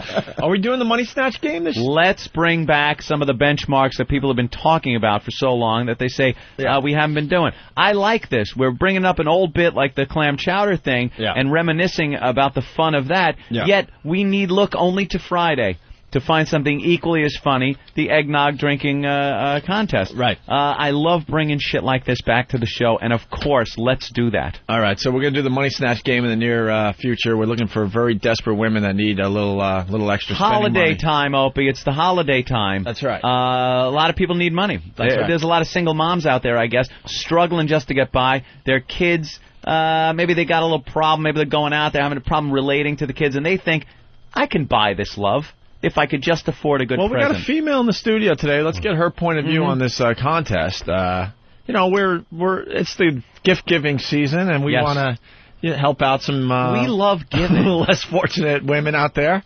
Don't we love giving? And cash. What's better than cash? People love when we give them a MiFi. Subscriptions to XM, they love that, but cash is king, they say. Yep. So we're giving these women cash. It's you ever see one of those typical radio promotions where they get that big glass booth and there's money in it, and then it starts flying around, and the more Scott and Todd here in New York at Z100. They send a fat pig into a bank vault, and they got 100 seconds to come out and grab as much money as you can carry, but only what you can carry. That's right. And then when you leave, they count up how much you have, and that's right. 'Cause every time you open your hand, you get more. You lose. You lose a little. It takes a lot of strategy. So you're with us so far, right? Yeah, totally. Well, right, we get women who are a little desperate. Opie and Anthony spin on this. A little desperate around the holidays. They want to get their kid that good present, and they just can't afford it. Those are the girls we're looking for. It's the same principle. There's a room full of money, cash all over the place. A lot of singles, but in there you're going to see 5s, 10s, 20s, maybe even 50s. A lot of money in there, spread out all over the place. And the girls at the proper time. How many girls did we have last time? About 10 or so. About 10 girls are in there, and they have to pick up as much money as they can in a set amount of time. I believe we gave them... probably 102 seconds. One of those things, 102 seconds. The trick is, they can't walk out with it in their hands. Let's just put it that way. This must be... They can't use their hands. That's why it's called money snatch. You're snatching the money up. That's one way.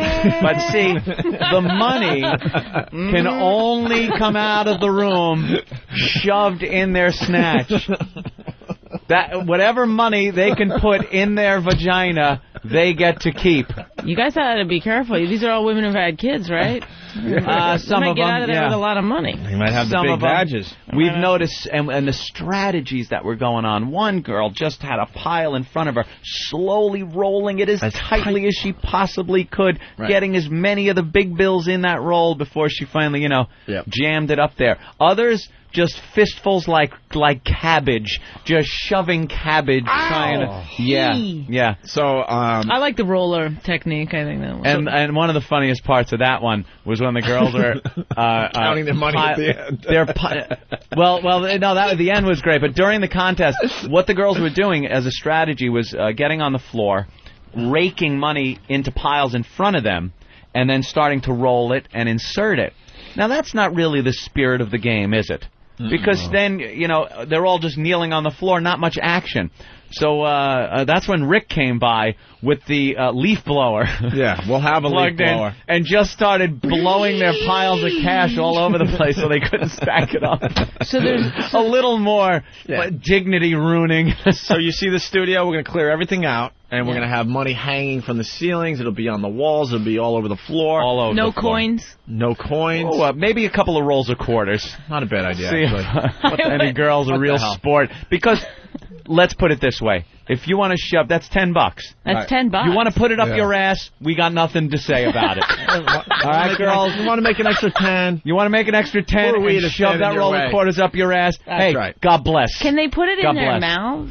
No. What's dirty? Funny about that money? Yeah, you don't know where that money's been. Dirty. Might have been from the last time we played this game. That's right. We know where the money's been because we have played this contest. Money snatch. So the girls will march in naked. So you can't be You have to come into the studio naked and leave the studio naked.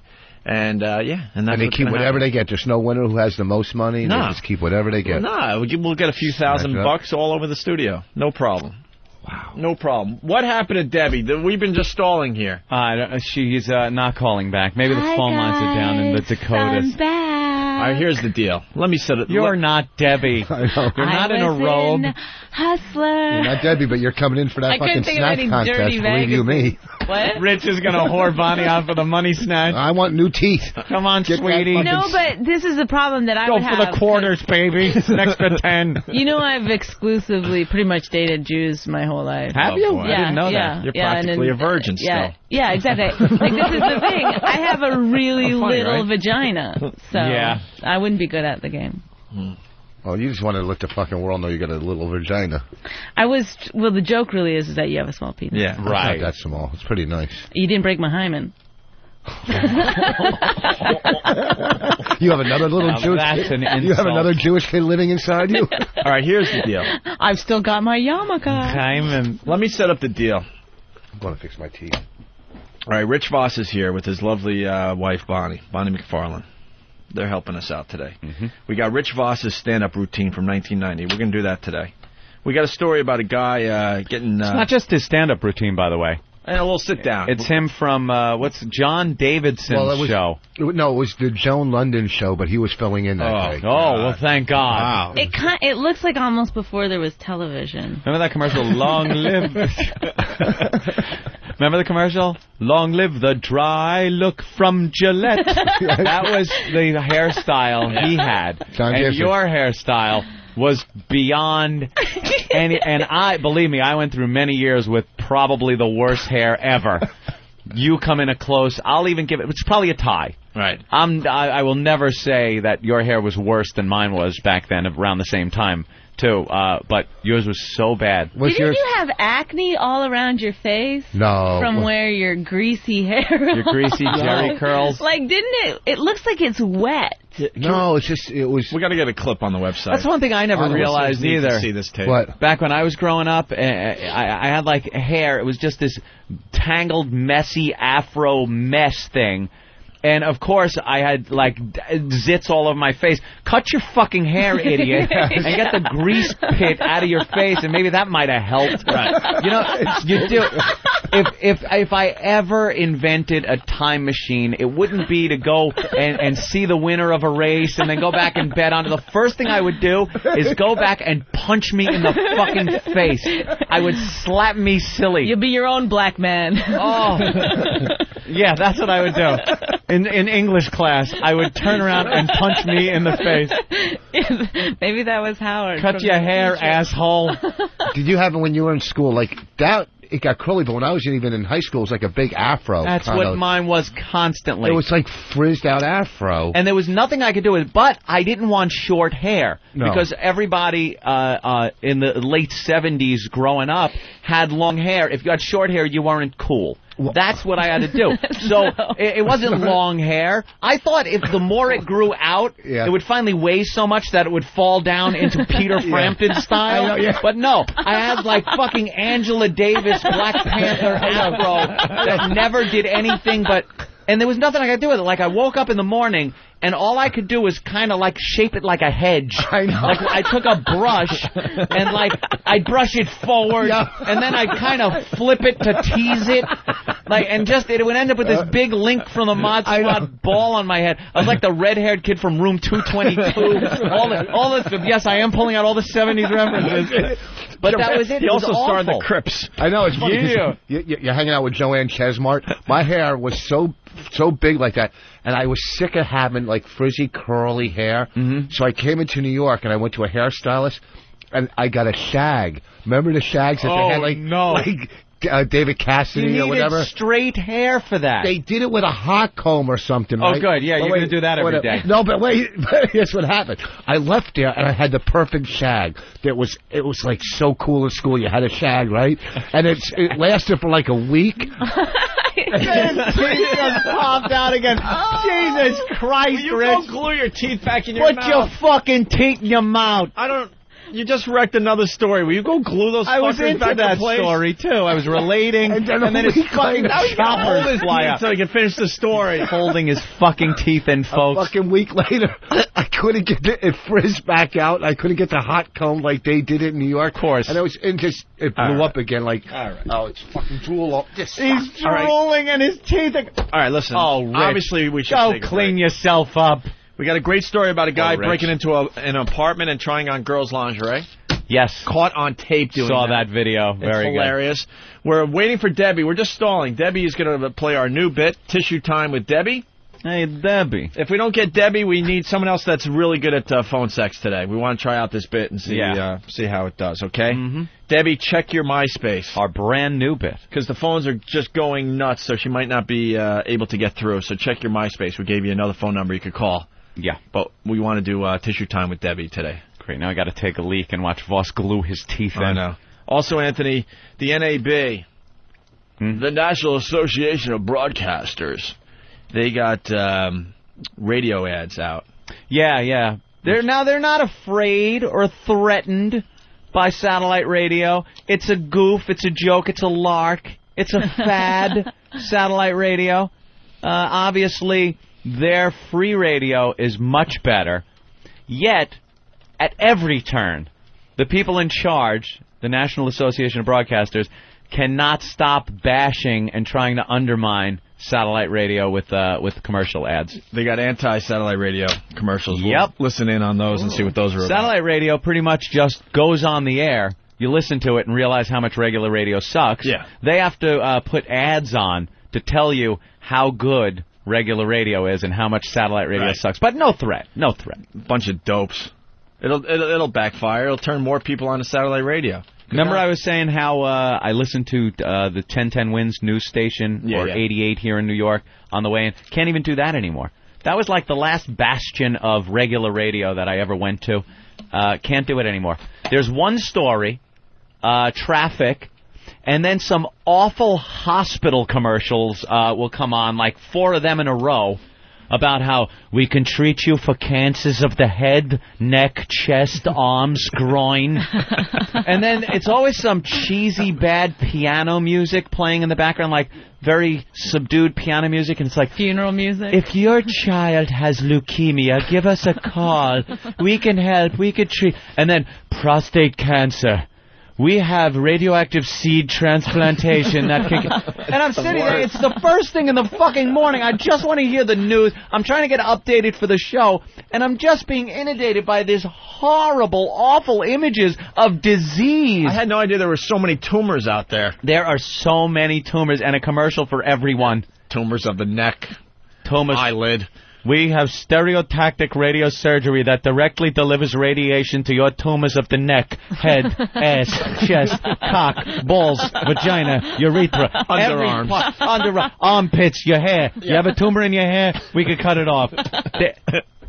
Just like it gives me what I call the heebie-jeebies. All right.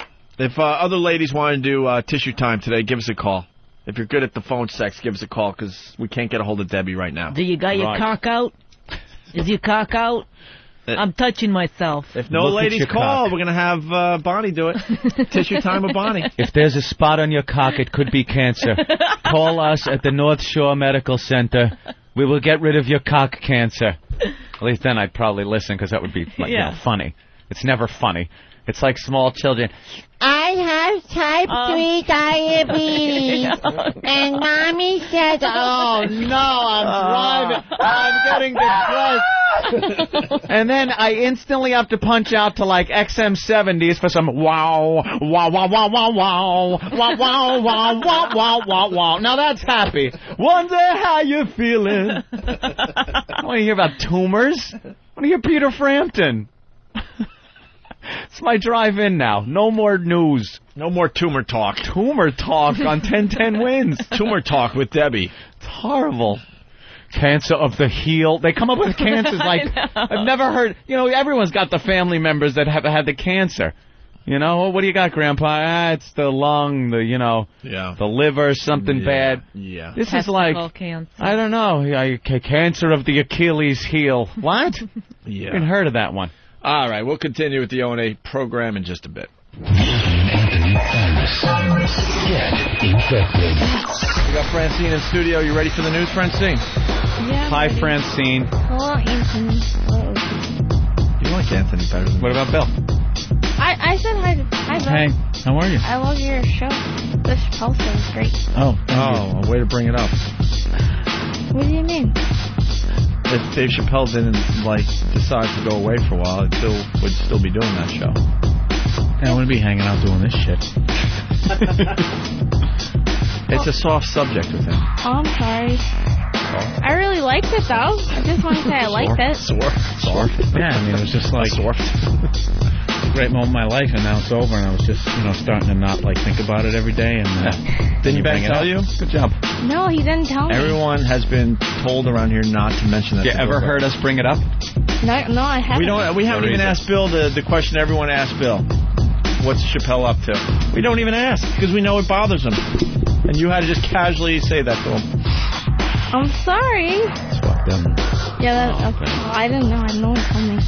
I still liked it, though. It was great. Bring it up again. There it is again. Francine, this is not a bit. He doesn't want to hear that. Okay. Eek. All right. Apologize to him. I'm sorry, Bill. A little late. A little fucking late. Well, this is a little uncomfortable. I'm sorry, Bill. I told you to not fucking bring it up. They're testing you. Oh. Don't ever bring it up again. Don't even make eye contact with me for the rest of this week, okay? Fucking look at the floor. What aren't you supposed to bring up as far as Bill Burr goes from now on? So we know for next time. Because some people are saying you're dumb. I want them to know you're not dumb. That you know and won't be bringing this up anymore. Right. I believe it's the Chappelle Show. Jesus fucking Christ! How many fucking times?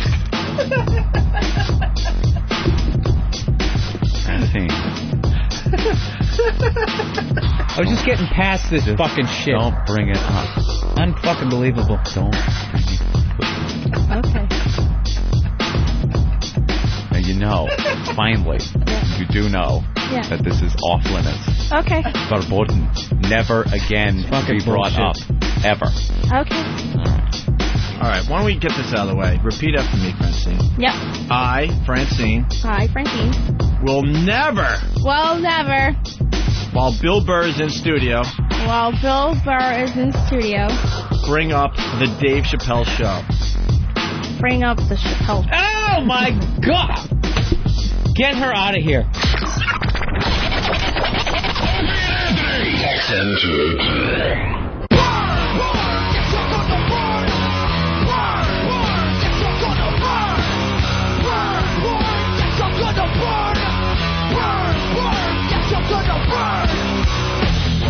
You're checking out the Opie and Anthony program. On the way, Tissue Time with Debbie. Yeah. Or Tumor Talk with Debbie. We haven't decided what direction to go in. And if there's other hot ladies out there that are good at the old phone sex, give us a call today. One of the many things we're doing on the program. We got Rich and Bonnie in the studio. And we got to get right to this story about the guy getting caught breaking into an apartment and trying on some girls' lingerie. Yeah. I haven't seen the video yet. I've heard about the story. Yeah, the guy's a real creep. Seen that? He's your typical, looks like a internet pedophile-looking, creepy guy. Yeah. Yeah. There's cameras everywhere. You got to just stop doing the dumb stuff. Cameras are too available to people so that... And this guy apparently had been doing this for a while, and she noticed something weird, something out of place all the time. So it's not like the old days where, you got to stake it out. There's so many really cheap cameras available now. You just pop one on there and take a look-see, see what's happening. When he opened the closet, Dateline was right there. All right, not bad. How about the guy that walked in naked? Yeah. He just took the clothes off. The date. Okay, yeah, the Dateline story is fantastic. It is one of the best things that has been on TV in the last 5-6 years. The pedos. We're going to show you now a home intrusion caught on tape. A young woman in Texas noticed some rather strange events in her apartment and decided to install an undercover camera. And what she discovered, I think everybody's nightmare, a stranger invading her home. And today a Houston man is going to be charged in court with a rather bizarre crime. There he is, the man that a woman says gave her the fright of her life. The 22-year-old woman lives alone in this upscale gated community in Houston, Texas. Suspecting someone had been in her apartment while she was out, she set up a camera hidden in a clock. She kind of thought maybe somebody was just messing with her. She didn't know how serious it was. Here she is coming home to check the camera. And here is what it caught. A man sneaking in, prowling around, and not for the first time, police suspect. From what we've gathered, he's probably been in that apartment at least 6 times. Wow. And she noticed, things out of place, I guess. Put a camera there. And... Ah! What happened? Oh. The face transplant Face transplant. They keep popping that up. That's like a biggie. It's like a monkey's mouth. It was a partial face transplant. Yeah, they kind of went around her nose. It got the full nose and all around the mouth and some of the cheek. Kind of looks like a little bit. Like and a the chimp. chin. Looks like a chimp. Yeah. They just kind of snapped it on there and sewed it on. But she's got to take all kinds of anti-rejection drugs for the rest of her life. And even that's not a guarantee that can just be rejected by your body. Can you imagine? So all of a sudden, your face just starts rotting away. Starts with a little pimple. Like, yeah, no, maybe that's like no pimple. It's a fucking poltergeist moment. You're in front of the mirror just pulling your face away. It's like you're looking into the ark. Whose face? That's terrific. what do you call it? But it's going to leave a scar right around her like that, isn't it? Like she gives a shit about a scar around the side of her face. Her face was eaten by a dog. Little pancake, she'll be all right. She had nothing. She had so no where did nose. they get the skin and stuff? They took it from a dead cadaver. person. From like a dead face person. off a... Yeah. It was a donor. From a freshly dead person. They cut it, and then they, use that as a pattern to trim away any of the meat around her face. Dead, so it was a give me your perfect face. fit. And then they stitched it on. And, she'll have a scar there, but it's better than having where a dog ate your face. Well, what they really Sounds like a good sitcom moment when she runs into people from the other person's funeral. Imagine that, like, the person's mother just always wants to come over and kiss your lips because they were her lips. Like, could you... All right, no, I'm busy today. I just want to kiss her lips one more time. No, I really... She gave you the gift of a face. A face. You can't let a mother come over and give her a kiss one last time. Why can't I come over? Very busy. I'm working today. Grandma has to come over and pinch the cheek. Pinch the cheek. Which one is it? Yours? Oh, my God. The uncle comes over. I got your nose. I used to play this with her all the time. Give me just one more time. She has to go take photos with them. Come here. But it's got to be zoomed in so you just see her mouth and nose. Yeah. All right. Kind of face. We got more video of the break-in. We got to just finish this up. Then the video becomes disturbing. The intruder takes off his clothes, tries on the woman's lingerie, and then indulges himself in X-rated behavior. Afterward, he checks the hallway and slips out. It's the kind of thing police say could easily escalate. And who knows what that could lead to. Maybe today I watched her. Tomorrow I'm going in her apartment. Or maybe the next day it goes beyond that. Police have just arrested and are charging a man who lives nearby, 37-year-old Sean Rogers. The woman says she doesn't know him and never would have been sure she was right if it hadn't been for her own detective work that caught it all on camera. You know what? This lady's a tease. Just leaving her clothes around. She's asking for it. Yeah, leaving her clothes around in her room. How did he get in the house? Broke in. He had a key? Oh, he had a key? How did he get a key? They don't know. All right. See, I'll tell you how he got There's a key. a problem here. She parked her car. And left the keys, like I told you. You and your goddamn parking attendant thing. You don't leave your keys with anybody. That's how you get a key, because you leave your keys with people. No, shut up with that. He dumb probably theory. had been in there before, maybe stole one of her keys or something. I'm thinking maybe something going on between these two beforehand. Maybe. Yeah, there's some kind of connection. You think something? No, she said she never knew him or never saw him. That's what she's saying. Right. Well, of course you go. I know this creep. Let's go to Jim in Staten Island. Jim? Yo, guys, good morning. Listen, real quick, that thing with the face transplant, they did the nip tuck a couple of weeks ago. Yeah. It worked out horribly, but it's freaking wild, man, how they just, take the face off, only, really. But the odds of this working out for this broad are, slim to none. Really? Yeah. Why? I didn't hear that. She's going to have to go with the Mr. Potato pop-on face. Pop-on face, yeah, like that CIA guy that made the pop-on nose for that woman. There was remember the guy that had a hole completely where his nose used to be, and they gave him a pop-on nose? That was the creepiest thing ever to watch. Snap-on nose. Snap-on nose. Wasn't that guy in True Romance? What Magnus they did that? I don't know. Do you remember the snap-on hair? Yeah. They would put 2 holes in your skull. Oh, yeah. Yeah, they would drill it to your skull, the regular snaps. So you could go swimming with it. And it was a toupee. Maury's wigs don't come off. And you could just snap it to your skull. Hey, Maury. I think it was magnets, right? There's magnet implants. I don't know. Maybe they have magnetic ones. Went but this one snapped. Skull. There were snaps. You'd hear it snap in. Remember that, yeah, this guy, he said on Nip and Tuck, they didn't do a face transplant. They did maybe reconstructive surgery. This, in France, is the first one that was ever done. Yeah. Nip and Tuck is fiction. And it's fake. It's a TV show. Oh, I thought that was one of those things on Bravo where they do the... Some things are fake. Some things are real. Well, hold on. We got an update. We might have a snag as far as tissue time with Debbie goes. Just got a communique from the lovely and luscious Debbie. She writes, "Oh my God, I just got off a half-hour phone call with my mom. She was texting me, do not do this.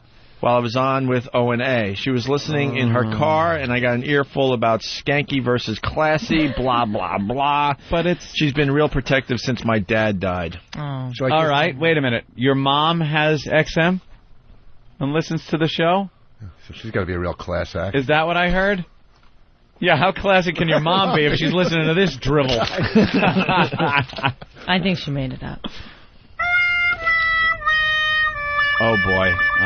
You know, because our brand new bit is having a huge problem. Well, you can find a hot girl to do phone sex. But it's called Tissue Time with Debbie. Well, we'll just change the name. All right, Tissue Time with... Are your pants off? Put whore's name here. Yeah. How about, All right, we need a girl to take one for the team. If you're good at the phone sex, you got to call up. I'll turn you gay. Is that how good you are? Yeah. Just be like, you know something? I'd rather have a man ass. After me, you'll want to take the garbage out at 3 in the morning. Let's go to Mike in Indiana. No, don't act like it's my fault. Yeah, really. I love how I wish the listener... See, this is why we need a webcam in here. The fact that after every line Rich says, he's got to push on his teeth with his thumb is... You know when his joke's done, he pushes on his teeth. There's going to be no stepping on anything Rich says today. And you know how pathetic I know he's he done. is? Just pushes up on his teeth. It's like a scene from Nip and Tuck. Normally making fun of him, but I feel bad. Yeah, you want people to come to your show, man.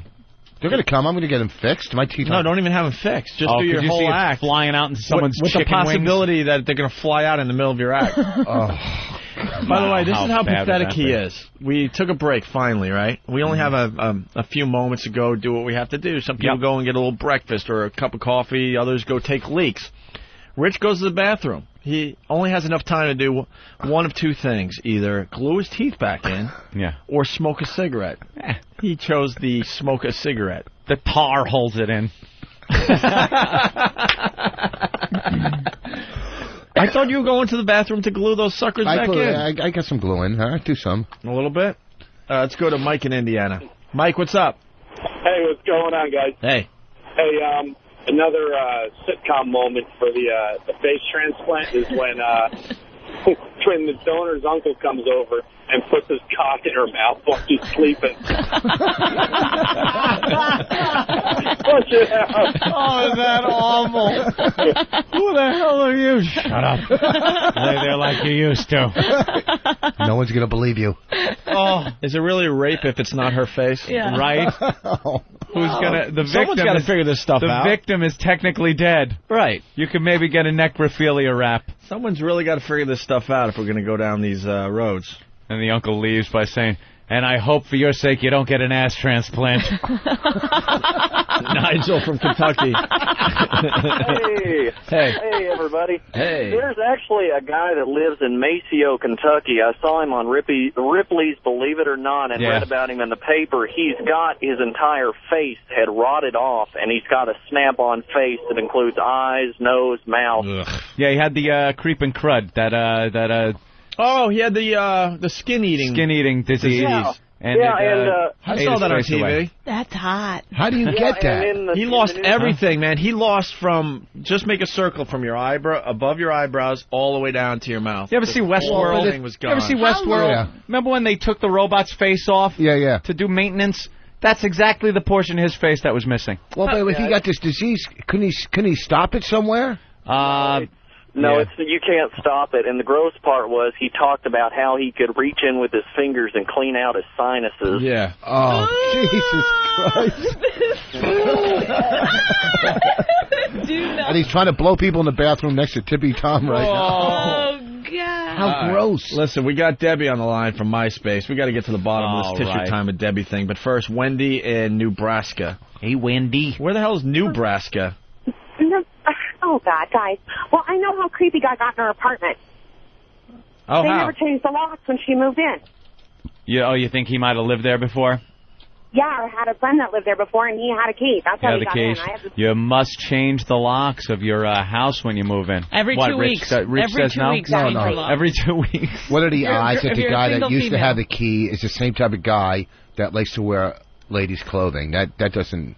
All right. You know what I mean? He got the keys, a freak. All right, go take out the garbage. Let's what do you mean? I'm giving a great explanation. That's not it. Where's Debbie? Can we get her on the line here, or we're talking to her? Oh, here she is. Okay. Oh. Debbie from MySpace. Debbie, hi. One of Anthony's friends on MySpace. Debbie, you're letting down the whole nation today. I know. I just got so much shit from my mom. She just freaked out. Now, she listens to the show? You know, she usually doesn't, but I told her I was going to call in, and how did I know she was actually going to listen? She doesn't get mad when you ride for a weekend and do crystal meth and sleep with bikers? No, that doesn't bother her. No. Oh. No, it's just... Or post Spread Eagle in a magazine, that's fine. Yeah. Actually, see, my dad and brother died of brain tumors 2 days apart, and... Opie. So she's been very protective since that. Let me... Opie, stop that. Hit the stop button. He is so sensitive. That... What the fuck are the odds of that happening? Oh, actually, my grandfather died of a brain tumor when my dad was 11. Oh, my... That's terrific. No, it's not. Did you guys get a deal on the funerals? Actually, we did on my dad's brothers, because they died 2 days apart, and they felt bad for us. So it runs in the family. It got granddad, dad, and brother. Runs? Debbie, I'm sorry I was being catty with you earlier. I really apologize. That's too bad. But ever since then, she's been very protective. My dad, he actually gave me the blessing to Playboy. What kind of doctors are you going to? I'm not going Don't to they theirs, pick I'll this tell you stuff that. up? Didn't they listen to the commercial? A little early? Oh, they got 10-10. Yeah, on 10-10 wins. I think we got a quote from one of the doctors early on. It's not a tumor. See? You see what happens? You should have got the second opinion. Second opinion. Well, don't you think your brother and dad would want you to do this for the radio? For them? I think my brother would have gotten a real hoot out of it, but I'm not sure about my dad. Have the male side of the family just been sterilized? Hey. That was pretty much it for my family, so now it's just like my mom, my sister, and I, hence her very protectiveness. All right, are we done with you? Can we talk you into this? Talk me into... Tissue time with Debbie? Towel time with Debbie. I think as long as my mom's listening, she's going to give me... All right. Wow. Opie got an answer, and that's it. That's how radio works. Too bad for everybody. Put out or get out. That's all right. We'll find another one. Now we need another woman to help out the team today. We need another woman to play Tissue Time with blank. Right. Your name will be in the title and everything. Yeah. Your name's the title of the bit. Right, and we got a bunch of guys standing by. They want to do Tissue Time. Mm-hmm. We talked dirty to one of our fine listeners today. You can have phone sex with what's her name. You'll be jerking off. You touching the head? Yes. Does it have a tumor?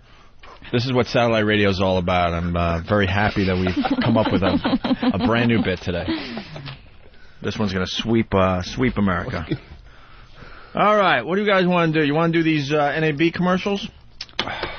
This is kind of Oh, we got a puke thing. Yes, Bonnie?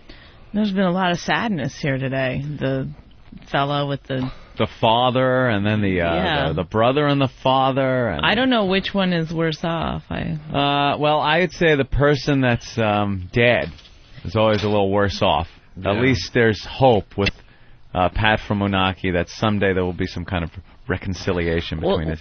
Well, Debbie's going to get laid in her life. Well, Anthony, take Debbie off your top 8, too. Oh, wow, really? She didn't help the program. Well, she's not on there now. Just won't put her back on, I guess. All right. We have Carrie from Michigan. Brain tumors and hot bodies. That's the genetic thing they have over there. Carrie? Gotta weigh that. Yes? Terry. Carrie? It's Terry, yes. Carrie? Yes. With a C or a T at the beginning? T. Terry. Oh, Terry. Terry, as they say it in Michigan. What's up, Terry? Oh, not much. Now, you want it to be Terry... Tissue Time with Terry? Yes. I gotta tell you. You know what? Your voice isn't really emoting sex. It might be terry cloth with Terry. You can't hear the smile. Oh, hold on. I didn't want to miss that one. Rich. What? Terry cloth. Well, why would that be? I didn't get it. It's rough. It's rougher. Terry cloth. It's rougher than Tissue Time. Oh my God! When you don't go with sandpaper time. But you would TNT, terry cloth and terry. Yeah, I know. But you would think terry cloth is very absorbent and it's bigger, so you would be coming more because. Since when do you fucking analyze jokes, you motherfuckers? What's the big deal? Terry cloth, whatever you want to call it, fucking silkwood terry, whatever. See if the bitch will do it. I don't know. All right, listen, Terry. Is she hot? Let's talk to Terry a little bit here. Hey, it's Ross. Hey, it's Ross. Hey, it's Ross. Let's talk to Terry here. All right, Terry. What are you about? What am I about? Yeah. What's your life? I'm married and. How many Vicodins you do today? All right, are you good at the phone sex? Oh, I'm very good at the phone sex. Very good at the phone sex. Why would you say that? I do it for a living. Experiences. Past experiences? All right. No, I could do it for a living if I wanted to, but... Oh, all right. You know what? I say we give her a shot. Are you smoking right now? No. Oh, I thought I heard that. Is she hot? Are you hot? Hey, yes, I am. Like hot, like if people saw you hot, or you're not like denial hot? You're hot, hot? No, I'm hot. All right, let's. She doesn't sell it all that well, does she? I think she's saving up for the actual phone sex. I certainly hope so. I think she's gonna blow you out of the water. We got Chris from Kentucky. Chris. Hey, what's up? Hey, what's up, man? Getting ready to bring Terry to some pleasure here. All right.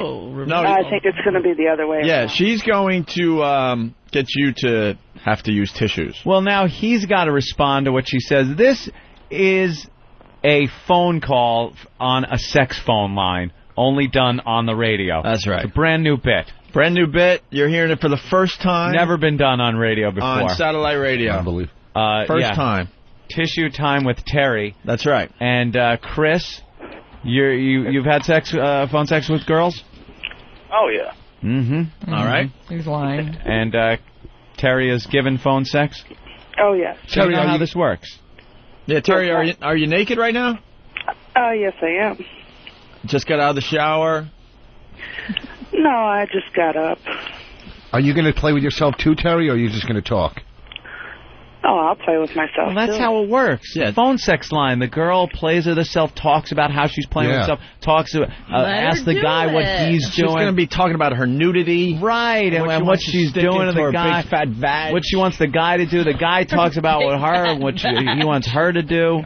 I like it already. How much money she put in it from last year's contest? I so don't want to ruin this, but I'm so curious, Opie. You know those questions that we should be asking? We are not asking but we're not asking one of them. Because we want our brand new bit to be a hit today. I think it's going to work. Terry, I got my money on you. Because the voice could either be sultry or trucker, depending on what she looks like. That's okay. I think she's going to go with a British accent. Oh, that would be unique. Yeah. That would be unique. All right. Well, I say we just kind of listen in and let this brand new bit take hold on satellite radio. All right. Terry, if you will, it's now time for Tissue Time with Terry. Mm-hmm. Okay. Chris? Yes. What are you wearing? Nothing. What about you? Okay. Oh, I've got nothing on, baby. Why don't you take your hand and start sliding it down your chest while I'm doing the same thing? Sounds good. Playing with your nipples? Oh, yeah, of course. Oh, yeah. Start rubbing on your cock? Oh, yeah. You know, if I was there, I'd start licking around the tip of it with my tongue. Oh, yeah. Teasing the end of it. Yeah. While I'm sitting here rubbing my clit, wishing that you could put it up in me. Oh, yeah. No, just imagine your fingers are my tongue. Ooh, yeah, that's it. Keep stroking it real good. Squeezing the nipples while I lick your clit. Stick it up into my mouth and hold it between my teeth. Ooh, feels good. Ooh, you gonna reach down and rub your balls a little? Oh, yeah.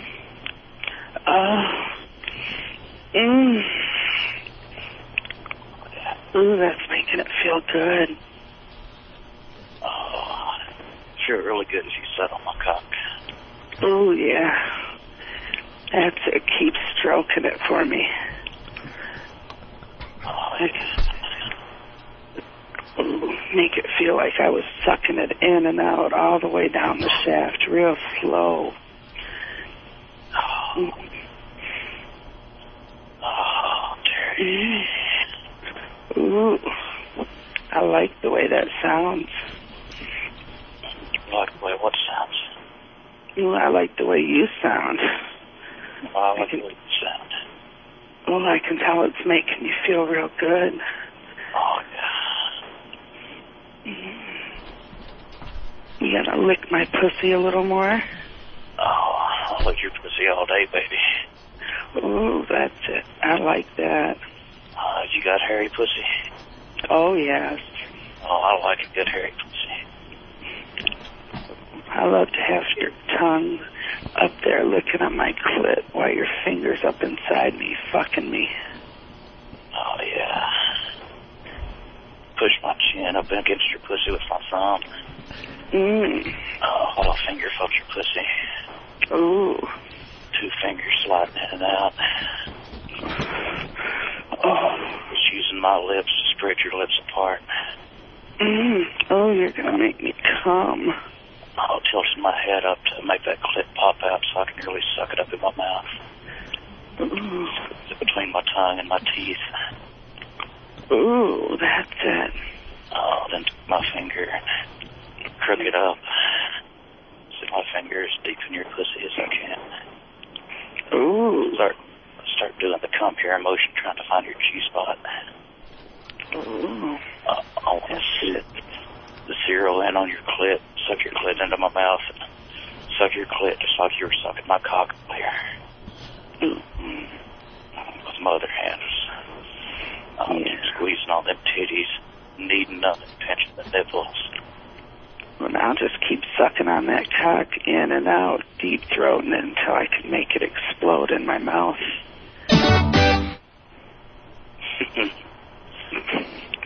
Is it feeling good? Oh, yeah. That's it. Keep playing with it. Keep making it feel good. Oh, yeah. I'll put my mouth in there, look all around the tip, slowly take it all in. Where'd you go? Tease it first. Do the top part. In and out. It will go. Oh, yeah.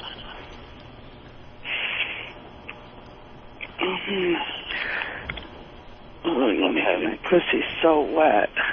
Oh, my cock is so hard and throbbing. Oh, I can just feel your mouth on it. Oh. Oh, with your ass up in my face, with my tongue up in your pussy. Oh, if you got it real good and hard, I could bend over and let you shove it in my ass. Oh, you want me to shove it in your ass? Oh, yeah. Yeah, you like the... Oh, yeah. Oh, that's it. Oh, you like a whore? Oh, go ahead. Oh, yeah. Fuck me with that cock. Oh, yeah. I want me to fuck you like a whore up that tight little ass. Oh, yeah. Oh, you like that, huh? Fuck me harder. Oh, yeah. Shove my cock up your ass. Oh, just real slow as I put it in all the way to the balls. Oh. Pull it out where the head's just barely in. Using your ass with one hand, tickling your clit with the other. And just rearing back and slapping your ass real hard as I shove my cock in as hard as I can.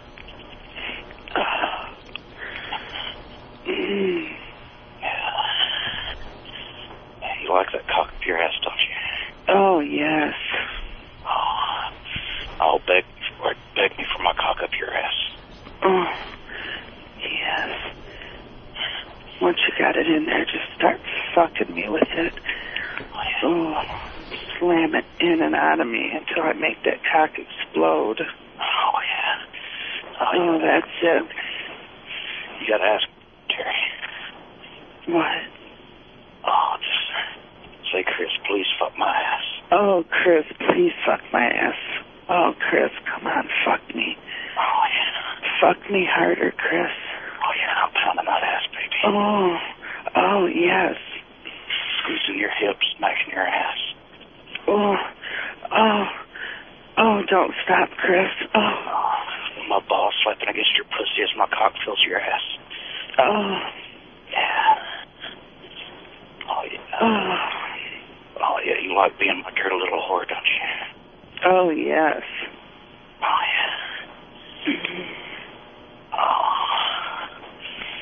Oh. You my dirty little bitch, Terry. Oh. I like the way you make my ass feel. Oh, yeah. I like the way your ass makes my cock feel. Throbbing and bitching. Yeah. Oh, I want you to come, Terry.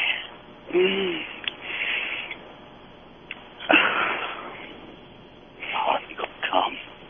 Oh, you're gonna make me. Just keep fucking me real hard. I'm gonna have a big cock up your ass and make you want to come. Yeah.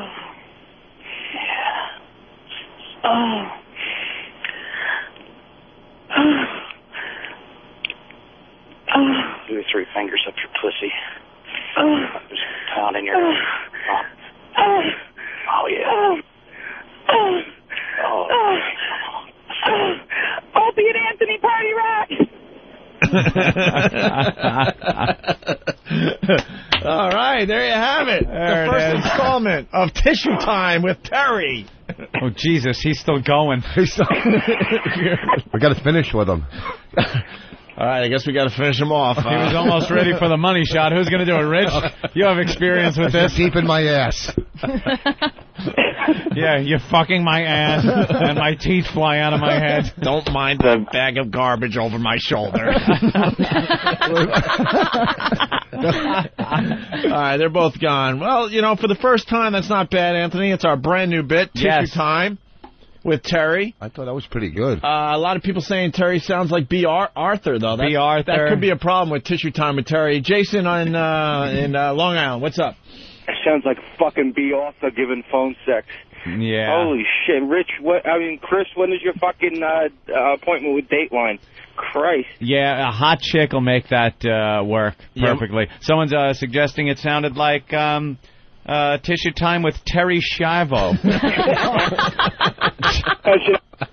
No, that would have been sexy. Yeah, let's say hi to Cindy in Jersey. Cindy. Hey, I want to hear Tissue Time with Tippy Tom. You want these golden buns? I'll give them to you, but we gotta get up on the stage. Who gonna fuck me? Now that's sexy. I've been a faggot since day one, and I'll die a faggot. Oh, that's what I'm talking about. Let's go into the bathroom, and I'll give you a blowjob. Well, I'm liking the new bit, Tissue Time. You know, we're shaking it down, as they say. It was the shakedown run. We're not ready to call Tissue Time with Terry. I think there might be better broads out there. Yeah. We'll find the right girl for it, and she will become the namesake of the bit. That's right, and we'll. This is going to be our new bit. We like this one. She was married to this girl. Yeah. Team player. Tissue Time. I think eventually... Wait a minute. Yeah, eventually we have a few more new bits we're going to be trying out on the show. We've been working hard. Yeah, we have been working hard, big time. We're bringing back the lesbian couch, of course. Yep. And what else do we have here? Let's see. What we've been working on. Yeah. Yeah, there's plenty of good stuff. We just want to break out one a day, though. So we'll start with Tissue Time today. Yeah. Any other ladies want in? Tissue Time with blank. Give us a call now, okay? But for the first time, I think it worked pretty well, Anthony. We'll make you famous. We'll make you famous. That's right. And give you your own little hour on the weekends. How's that sound? Great. You know what's awful? That guy, Chris, right now is just finishing up because he can't just stop. I know. And he was getting all into it.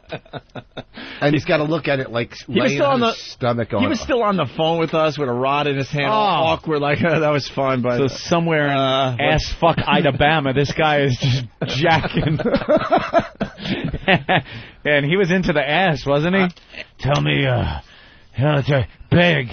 Beg for my cock in your ass. Anthony, we're brilliant broadcasters. This is what I want to do, okay? We're going to try out some girls for the rest of the week. And this Saturday night at midnight, we're going to have the girls come in, especially if they're local. And we could call them up from their abode if they're somewhere in the country. Because it's phone sex. We'll have the boys get drunk like they do on Saturday night. And they'll come in, and we'll do a whole tissue time for like an hour. Tissue time show at night. Yeah, maybe a 2-hour show this weekend on this fine channel on XM Satellite Radio. How does that sound? I like it. So basically, we'll fill the room with a bunch of girls that want to do phone sex, and the guys will call in, and they'll do it live, okay? Yep. You want to try out Michelle real fast before we move on? We can. Michelle in Baltimore, turn down your radio. All right, it's down. Yeah, turn it down, because you can listen to this whole thing on the replay, all right? I can, I know. All right, so, Michelle, you're 20 years old from Baltimore, Maryland? Yep. Well, you're 20, so you got to be hot. Yeah, she's hot. You could say that, yeah. Uh-oh, what's... I'm a cute girl, nice big tits. I'm a little bit bigger, but I'm not, like, huge or anything, but... She sounds perfect, Anthony. She does sound perfect. I can do what I want. Sounds perfect. I hate having to do this, but it's all over the country, this show we do. In some places in the country, a little slower than others. I think Bowling Green, Kentucky is one. Danny from Bowling Green, Kentucky. Yeah, we know. Get it. Wow. Jesus Christ. You can't be this stupid. Get the joke. This bit is called Getting Under Someone's Skin, something we enjoy doing. I hate the fact that anything has to be explained, and that's as far as I'm going with an explanation. We will not explain this from Danny from Bowling Green. Yeah, we know, idiot. Jesus Christ. We will not explain this one. Just figure it out. All right, tissue time with Michelle. Michelle. Perfect voice. She's 20 years old from Baltimore. We need a stripper name, though. Okay. Michelle? Dusty Vagina. How about Candy? Tissue time with Candy? Candy, so typical. Tiffany. Tissue time with Tiffany. No. Tiffany. Tiffany. No, keep going. going. Any of the cars? Porsche, Lexus, Volkswagen? Oh, yeah, we got to go with, Taniqua. With a car? No. Rexit. Rambler. Rambler. Well, it's all we got an Edsel on the phone here with you. Tissue time with Michelle. All right. Michelle's a fine name. Yes. Oh, it's a girl next door name. See, when you come up with these brand new bits like we do on a daily basis, the key thing is to name the bit perfectly. So tissue time with Michelle is still a little too basic, but we'll figure it out. Okay, we will, but I'll definitely do much better than tissue time with Terry or Barry or whatever his name was. And you're driving right now? I am. I'm driving to school. All right, school. What grade? The 15th. 15th grade? Yeah, I'm in college. You're in college. All right. Yeah. You're a sophomore? I am a junior. All right, we got Michelle. We got Michelle. She's a junior in high school, and she wants to do tissue time with Michelle. We need a guy. Now, Michelle, I don't want one of those redneck guys. No. I want Chris. I don't, and you know what? The problem with the last bit was that he talked too fucking much. And this is tissue time with whatever the whore's name. She understands has to initiate everything that went wrong with the last segment. You understand. I couldn't fucking believe it. So neither could the listeners. All right. Would you say Terry was lazy? Totally lazy. You know, she was just sitting there with a bonbon box. Yeah, that's good. Stick it up my ass. It did sound like she had a lozenge or something. Hey, all right, Michelle, we're going to pick someone from a blue state. That's great. Yeah, Rusty, get off the couch. Stick it in my ass. This girl's 20 and she's on top of everything. She knows everything. She's a hot piece of ass, big titties. And will you be masturbating in your car on the way to high school? Well, I have a stick shift, so I could probably just jump on over if need be. And for the guy, you got to have an orgasm on the air. Okay, that's fine. Are you wearing a plaid Catholic school dress? All right, we're just waiting. We're screening because we want to get you a good one. We got a guy from Kentucky. That could be a problem. No, that's a problem. Yeah, that is definitely a problem. Well, I want to see if he's look at all the people that are named. Screen them. Jay? Yeah. Well, you don't sound like a redneck. He said, "Hey." How could you tell? Oh, come on. I'm good. Say, speak a sentence. Speak a sentence. Are you in your car? I am, actually, but I've got my dick in hand. Oh, well, this will be nice. Oh, he sounds fine. All right, Jay, I'm not even kidding. You have to complete. If you can. If Don't Michelle... worry, I will blow it all over the windshield. But if no he's problem. driving, that's a problem. Yeah, maybe I'm not buying it. Oh, it adds to the danger. Pull in a rest area. We are so dangerous. This is a very dangerous show. This is funny. A lot of comments coming in from doesn't get the bit guy. Digger dog It's from called Whack getting under someone's skin. All right, so we're going to do tissue time with Michelle now. Michelle? Yes. All right, this is your audition, too, because we're going to do a whole 2-hour show this Saturday. I know, I heard. Okay. And I'll be in New York this weekend, so that works out perfectly. Oh, my God. This is unbelievable. Everything's just falling into place. All right, Jay. Yeah. You know, she didn't want a redneck, so you really have to, listen closely and get the job done, all right? Don't worry. And let her do a majority of the work, but you can chime in every so often to maybe make some suggestions as to what you want her to do. Yeah. But, it's about her. It is a guy's show. We really need to hear the female voice. Yeah, I'd much rather hear her than hear me. All right, here we go. All right, Michelle, it's Yes? tissue time with Michelle, everyone. All right. Hey, Jay, Yes. what are you doing right now? I'm stroking my big cock right now. You're thinking about you. stroking it already? Well, Yeah. well, why don't you let me take care of that for you? Yeah, what can I do to it, baby? Why don't I start out with my hands stroking all over your body, and then let me move my way slowly down to your big, hard cock. Oh, The cock is so fucking hard because I'm right in front of you. I'm fucking naked, and my big fucking titties are in your face. Oh, My yeah, nipples baby, can I all suck on hard. them? Uh-huh. Fucking stroking you. Then I'm Do going it, to move baby. my way down, and I'm going to start to lick slowly all over your cock.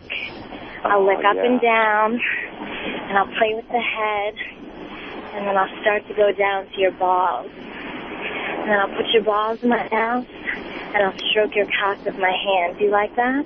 Oh, I love it. Don't Does stop. that sound good? Yeah? Uh-huh, yeah. All right. Well, then I'll keep doing that. Yeah, does that feel good? Nice Oh, pressure? that's great. You like that? You like Oh, I the love wet, warm? Yeah, I bet it makes you think of my fucking pussy. How nice it would be to get it in that nice little young pussy of mine. Oh, I'd be so Yeah? good. Yeah? Knock the bottom out of that pussy, yeah. Oh, God, yeah. Well, I'm going to keep stroking it. Yeah. Right? Oh, it's so hard. Now, and I'm going up and down. Up and fucking down. Fucking deep throating it. Slobbering. Just going at it.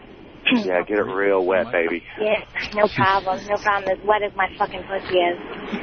Oh, And yeah. then I'm going to get on top of you. Huh? So you getting into it? Boss is breathing heavy into the mic. Oh, don't stop, baby. I'm so close. You got me right there. Okay. I'm going to get on top of you, and I'm going to slide your hard fucking dick into my tight pussy.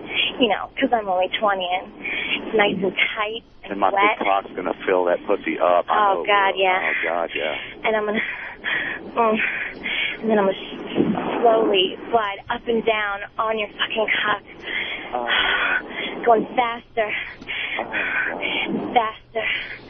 Doesn't stop. Oh, my God, your cock feels so fucking good. Oh, my God. And I just want you to rub all over my fucking titties, and I want to fucking just, oh, God, I'm starting to come. Yeah. Oh, Pound that cock, baby. Pound that cock. Oh. Oh, fucking come. oh, my God, it's just so fucking good. Oh, shit. Oh, God. Oh, Yeah. yeah. Oh. Oh. Oh. Yeah. Oh. Yeah. Oh, yeah. Feel Oh, good? my God. Oh, it felt great. Yeah? I'm done, Did you baby. come? Yeah. Oh, yeah. Oh, now yeah. Yeah. Come off that cock, baby. Yeah. Oh, yeah. Fucking put it up in my face. Yeah. I want you to come all over me. Wow. Jesus Christ. How about that? All right. The guy, Thank you, Jay. I'm going to move on to Bob in Ohio. Please. Bob? Do I have to do another one? Yeah. Well, you're doing a good... Well, let me tell you, we're working on this. It's a bit, brand new bit, and it's in progress. Toward the end there, you really started kind of getting into the swing of it. Because at the beginning, it was a little, as some of the listeners have said, cut and paste, Oh, of course. course. But you started getting into it. I think you have a knack for this, a talent. The guy there, what was his name? Jay?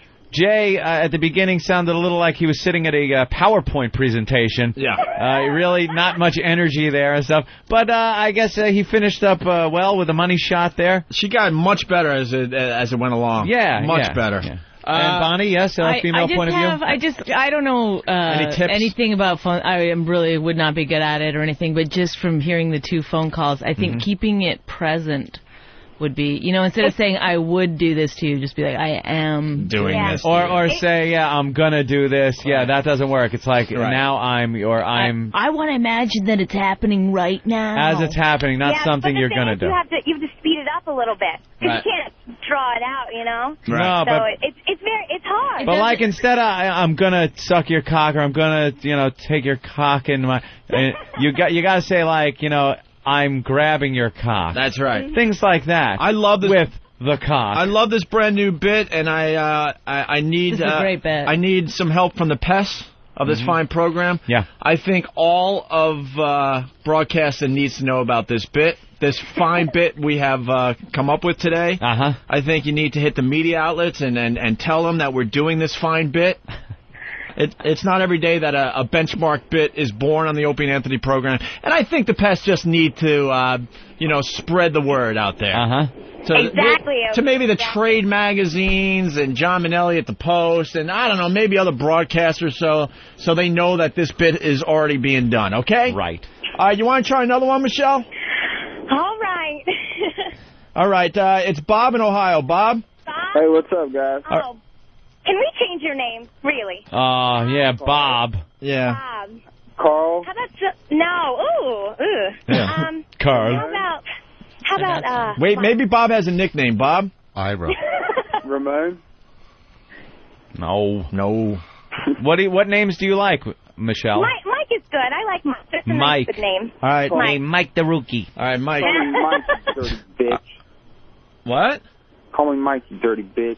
Oh, okay. right. It's another angle. Guys. New right, angle. Well, she's, okay. Well, Right. if we're going to have a special show this Saturday with Tissue Time Girls, she's got to learn. Yeah, she's got to learn. There's going to be all sorts of different angles these guys are going to take. From his first line, though, can we change his name to Steve C? Sure. All right. Why don't we get going here, Michelle? Okay.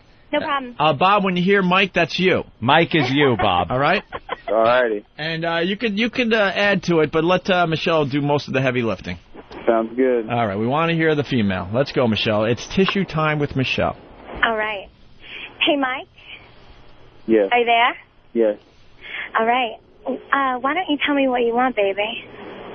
I want it rough. You want it rough. You want me to be your little bitch? You want me to be your little cock-sucking cunt? Oh, yeah. Yeah? All right. Well, why don't I just lay down here, okay? I'm laying down. I'm on my stomach. My ass is in the air. Ooh. Showing you what I got. Oh, yeah. Right? Why don't you grab my ass a little bit? Oh, slap it. Grab it hard, fucking smack it, because I got a nice big ass. Big, beefy ass.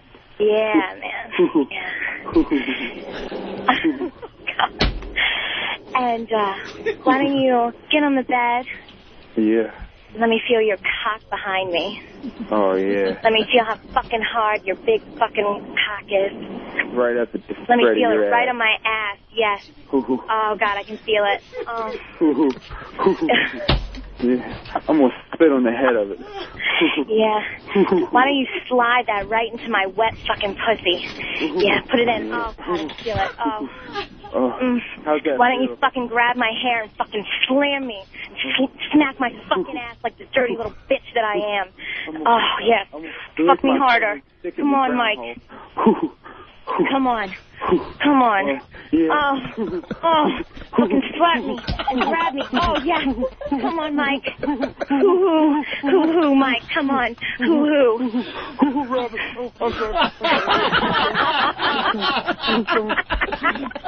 That was great. Yeah, very good there. Mike, Bob. 100% improved. A brand new bit. Wow. We love this brand new bit. It's a quick learner. Michelle is a quick learner. That was good. She adapted to the rougher guy. Yeah. I think that guy had Tourette's or something. He kept saying, hoo, hoo, hoo, hoo. When she goes, you smack my ass. You go, I'm smacking your ass. I thought they were the Sklar brothers. All right, here's the deal. Michelle, you're going to be in New York. You want to do some radio?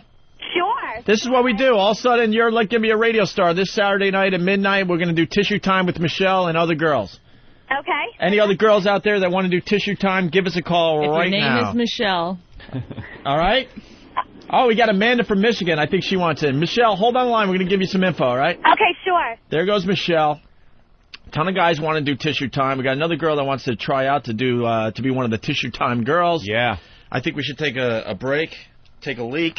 Now, come on, let's do another one. Come on, guys. I think we should have two gay bears get each other off. Oh, that would sound fucking hilarious. When you have your own radio show, you can do that bit, Rich. Oh, what do they talk about? Like Tissue Time with hairy back. Oh, when you have so much hair on your back and on your chest. Smacking me with your belly. Your nipple piercing. All right. Oh, Jesus. These guys that are jerking off. You can actually see your cock. It is a fantasy call. All right, we're going to take a break. We'll continue with the Opie and Anthony program in just a bit.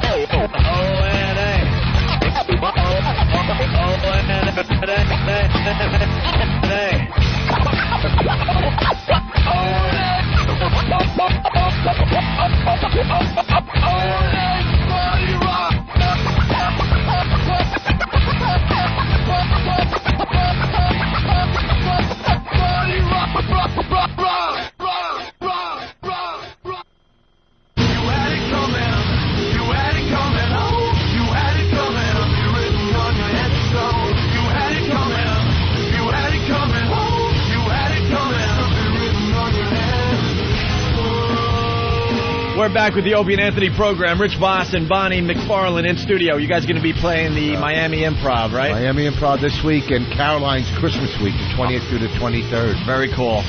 That's going to be a very, very good show. I got to tell you guys something about the song you're hearing in the background. There's this guy, John Stevens. He works at XM. He does a few shifts on Squiz and stuff, I believe. Or Ethel. Or both. I don't know. He's a rock dude, you know? Yeah. And he drove us back to the train station from the XM compound when we were down there for a couple of days. And that's his band, Ghost Machine, a song called Headstone. That's Headstone? Yeah, these guys are... The song's called Headstone. The band is Ghost Machine. You might want to check them out when you're checking out music channels on XM. They do a very, very good job. Okay? Cool, man. All right, rave reviews, Anthony, about Tissue Time. Oh, yeah. I think we're onto something here. Tissue Time with Michelle. Michelle's still on the line, and, you know, it's a very interactive radio program. A lot of people enjoying the bit. They're suggesting ways to make it even hotter, and we want to see if Michelle is up to the task here. All right. Michelle, you still on the line? I am. I'm here. And you're going to definitely come in this weekend to do a whole 2-hour Tissue Time thing on our channel? Definitely, yeah. That is awesome, man. We got a bunch of guys that want to listen in again to you. But here's what we're thinking. Okay. We want to see what kind of range you got, so we want you to talk dirty to another girl. Okay, no problem. You have no problem with that? No. Ah, good. All right, so we need a female to call in right now. Hang up on all the guys. Just do it with Bonnie. Well, Bonnie it would just be a little embarrassing for me to masturbate in front of everyone here at the studio. It would be cool, but she's like our sister in a way. Yeah. That's me too. She's like my sister. That's a whole other fantasy. Travis, hang up on all the guys. We got to find a girl to see how good Michelle is at this phone sex thing. It's Tissue Time with Michelle. Other people are suggesting that you might want to change your name to something hotter. Huh? Sorry. I apologize, but the name I was given, I can come up with one though. How about you know what? I just happen to have a hat and it's filled with girls' names. All right. And I'm just going to reach into the hat and randomly pick one of the names out of the hat. Okay. All right. It's a paper hat. Paper hat. It's a party hat. We couldn't afford a lot at the party. And Bonnie can't do this for you because she's saving her pussy for the money snatch. That's right. Money snatch game coming to the Opie and Anthony program. We can't wear Bonnie's pussy out too much on this show. You are listening to the pioneers of satellite radio. We've done it all, trust me. I hope no one rips off Money Snatch now. Well, if they do, Put they it do. out there. What can I tell you? When you're this brilliant, you got to expect people to rip you off. How deep is that fucking hat? I just want to make sure it's fair. Yeah, that's true. All right, I got a name in my hand. Take the paper hat back. Michelle? Yes? We are changing your name to Beth. Oh. Beth, no. Why? It's a sexy name. Yes. That's a grandmother name. No. It's not a grandma name. Not. And right when you're doing it, we can start singing, Beth, I Hear You Coming. All right, so it's going to be tissue time with Beth, just for this segment. Okay, that's fine. Because we're just switching it up, trying all sorts of different things here, seeing what works and what doesn't, okay? We've decided the guy talking too much doesn't really work. Mm-hmm. And also the sounds of a guy coming, it doesn't really work. I know. How awful was that? And people are like, relax on the having the guys come, Ope. Yeah. That's just what I do. Make it very uncomfortable for everybody.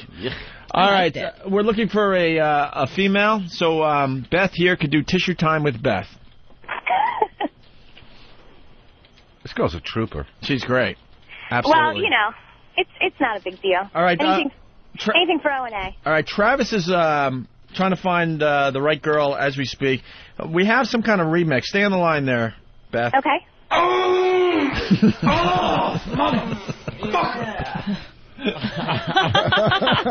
Can you identify that celebrity, by the way?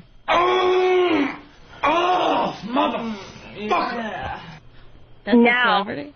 Yeah, it's a celebrity. Yeah, Bonnie? Ronnie Bullard. One more time. I think I might got It's a celebrity. He did a sex tape. It's him, obviously, during the money shot. Mm-hmm. And here he is. Webster. It's not Webster. Is it The Rock? I'm going to go with Tommy Lee. No, not Tommy Lee and not The Rock. Can we have a hint? I think I might get Papa it. Menaki. A hint? Let's see. Usually plays a gruff guy.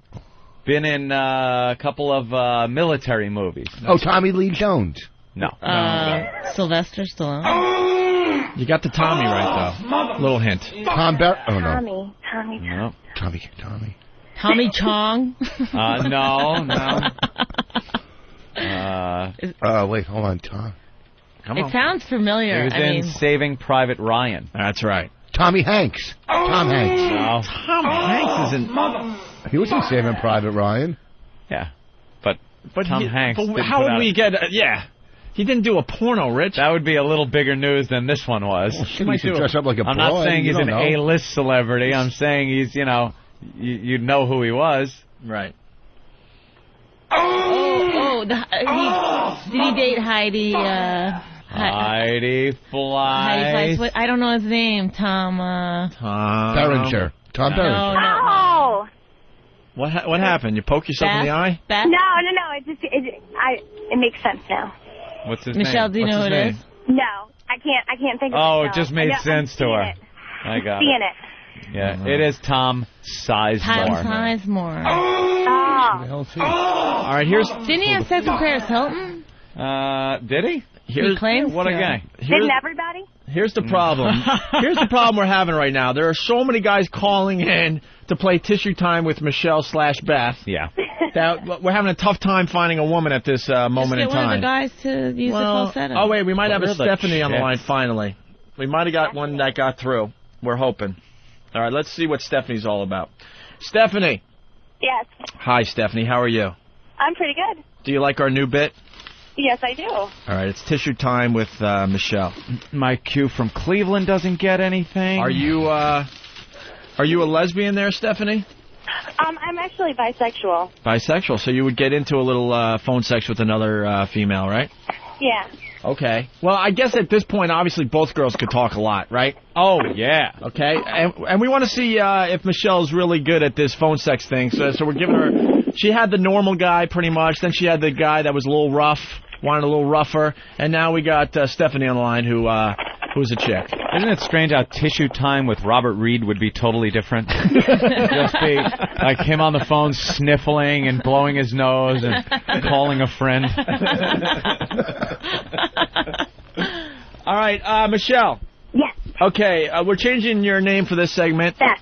It's Tissue Time with Beth. And we want you in this phone call to be very submissive and say stuff like it's all about you. Okay. And, you know, we do what Stephanie wants. Let Stephanie do that. All right? Sure. All right. Stephanie, you ready? Yeah. All right. It's Tissue Time with Beth, featuring Michelle playing the part of Beth and Stephanie from New York. Let's listen in. And we want real orgasms, ladies. None of those fake ones. Okay. All right. Stephanie? Yes. Are you there, sweetie? Yeah, I'm here. Yeah? All right. Well, this is all about you, baby. And I just want to please you. I just want to feel you come all over. All right, hold on a minute. Hold on. Yeah, sorry to interrupt. That's a good idea. Our listeners are really helping us out today, and we're the directors of this brand new bit that's sweeping satellite radio as we speak. The media already picking up on this. All right, so Michelle's playing the part of Beth, I believe? Yeah. Mm-hmm. Okay. All right, so that's good. We have no problem with that, but people are suggesting that we change Stephanie's name, too. Yeah. All right, wait, I got the paper hat back in my hand. Oh, my God. Gee, I wonder what name it's going to be. I have no idea. There's so many names in there. Like 150 girl names in there. All right. And I'm so curious as to see what this one is. Holy crap, what a strange coincidence. Stephanie? Yeah? Your name is... What? People talk about this all the time. You could say it. You could blow up the eighth wall and just tell everybody. I had to make believe I had the name in my hand. I know. You're miming like. He's reading it. He's reading it. I'm reading it. I actually believed it was them. Stephanie? Yes. Your new name is Allison. Allison? Yes. Oh, Allison. no, that's my mother's name. I can't do that. Oh my God! You're wrecking. No, see, you have to do that. You have to, because Okay, fine. you're going to wreck the greatest bit of all time if you don't play along. Don't worry about it. Trust me. So Michelle, you are Beth. So it's Tissue Time with Beth, featuring Allison from, what a coincidence, New York. All right, start over, guys. I'm sorry. Oh, no, it's fine. Allison? Yes. Yeah? Yeah, I'm here. Call each other by your first names a lot during this, by the way. Okay? Okay, no problem. All right. We're just trying different angles here. All right. Tissue Time with Beth. Okay. Allison? Yeah, Beth? You laying down on the bed? I'm on top of you, slowly kissing you down your body, your neck, slowly taking your clothes off. Now I'm rubbing on your nice, perky, big tits. Oh, yeah. Play with your nipples with my tongue, flick back and forth, sucking on them, making you feel how nice it is to have my mouth all over you. Oh, and slowly move my weight down towards your pussy. Your nice, shaved, wet pussy. I'm going to kiss all over and tease, licking on your lips, feeling you tremble underneath me. Then I'm going to slowly start to lick your pussy. Oh, my God, you taste so good. Oh, it feels so good. Licking and sucking on your clit while I use my fingers to penetrate you. Oh, I like that. Just a little bit. Yeah, you like that, sweetie? Oh, and I just want to make you feel so good. Oh, you taste so good and you're so wet. Oh, God. Your clit is getting nice and hard, yeah? Yeah.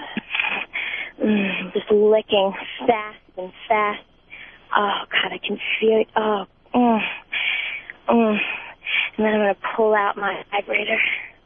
Oh, yeah. Yeah. While I'm still licking on your clit. I got one finger playing with your ass. Do you like that? Yeah. Oh, yeah. Feel good? Oh, yeah. Oh, God, you're so lit. I'm just slowly eating you out.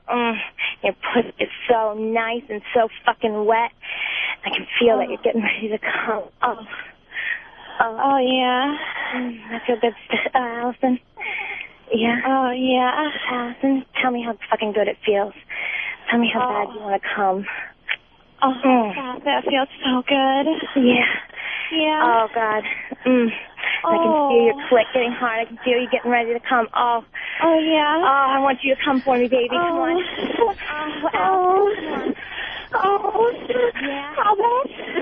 Oh, yeah. I'm coming. That feels so good. Sweet. You're so wet. Love your fucking pussy. Yeah. Allison.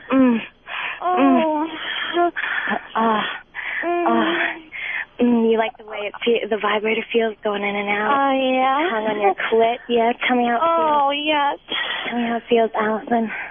Oh, that feels so good. Yeah.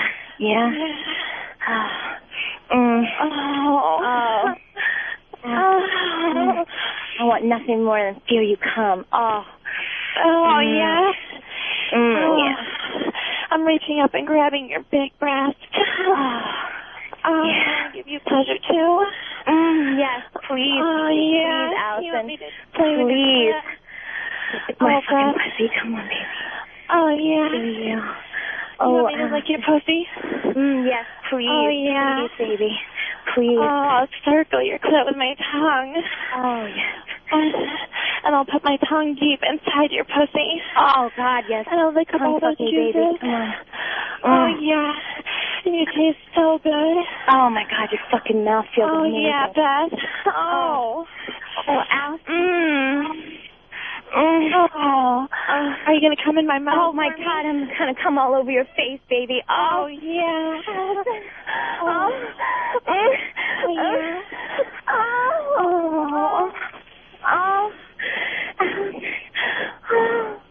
Yeah. Yeah. Oh, God, baby. Oh, yeah. It's so hard. Oh, God. All right. That. That's how you start off a Monday. Let's hear it for Beth and Allison. Yes. Come on! Wonderful. Loving Can this I just tissue say time. how much Michelle improved since the first? 3 calls and she's a pro now. Amazing. That's right. Pro. That's right. The thing is, I'm not driving anymore, and I'm in the parking lot, so I actually can, play with myself while I'm doing this. Were you touching yourself during that? Oh, yeah. Yeah, that sounded really good. Did you come? No. That was really good. Wow. That's okay. The feedback is going nuts. People really love this brand new bit. Tissue time with Michelle. I like it. Thank you, Michelle. No problem. Stephanie, thank you so much. Yeah, thank you.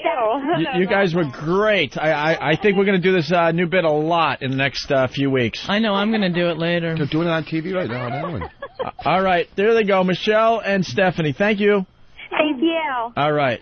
And we'll try out more women because we're going to do a whole tissue time show. Yeah, I see people on hold that want to get on, but we'll have to wait. It looks like Robin and Jackie, those two girls, are going to have to wait for their turn. Maybe next time. Wow. Rave reviews on the new bit. Oh, of course. They love it. Thank you. Best bit ever. And once again, the pests, please spread the word and let others know that we're doing this great bit. It's brilliant. Thank you. Our pests have a way of getting us into the press. So I'm glad I was here during the groundbreaking of this bit. This bit is going to go down. Places like Inside Radio, FMQB.com, RROnline.com, New York Radio Message Board, AllAccess.com, John Minnelli at the Post. Oh. Might want to tell the people at K-Rock. You get the idea.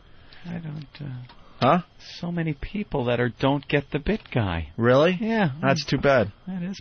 It's too bad. Listening to something and really just not even being able to understand it. That's too bad. Yeah. I kind of feel sorry for the guy that spanked it out in the morning because there's nothing worse than jerking off in the morning, Because the rest of the day is shot. The whole day you got to walk around thinking to yourself, I already jerked off, and people know it, you know. And you have nothing. You can't do it again until after. You can't do it twice in one day. Well, Rich, that's where you're wrong. There are... Wait, you can't do it twice in one day? Jerk off more than once in one day? Fuck yeah. Are you serious? How old are you? No, I can do it physically, but mentally you don't want to do it more than once in a day. Why not?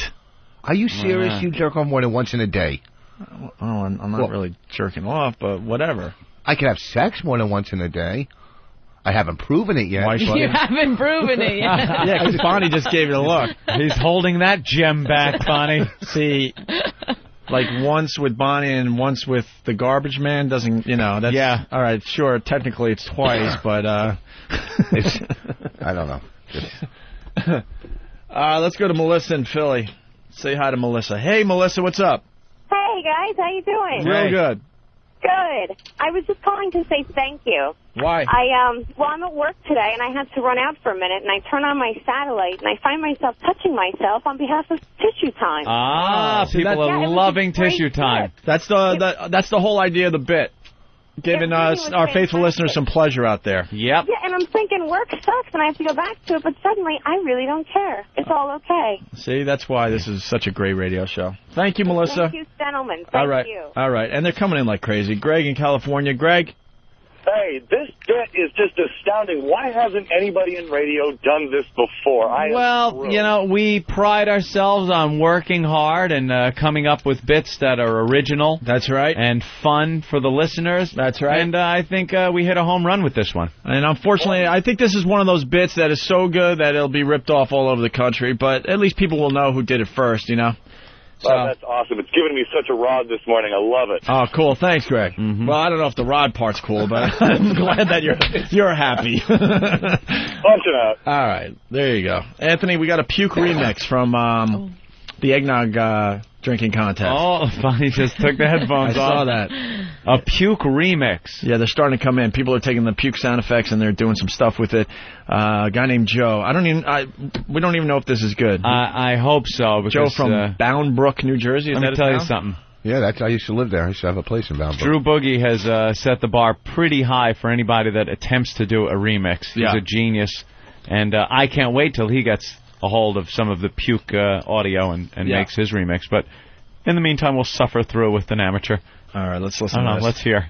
Here's the deal. Basically, we got, I think, 15 guys. They're all going to do a double shot of eggnog every minute until they puke. They puke, they're out of the contest. Simple as that, okay?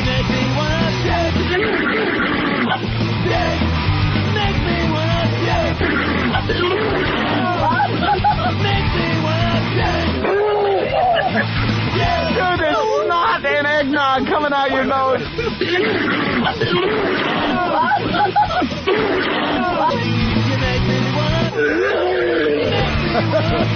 Oh, that gurgling was fantastic.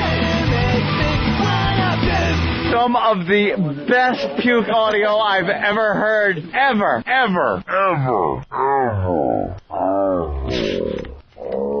Hey, man, that's not bad. All right, that's not bad. That's a good place to start with the puke remixes. Definitely. That's really not bad at all.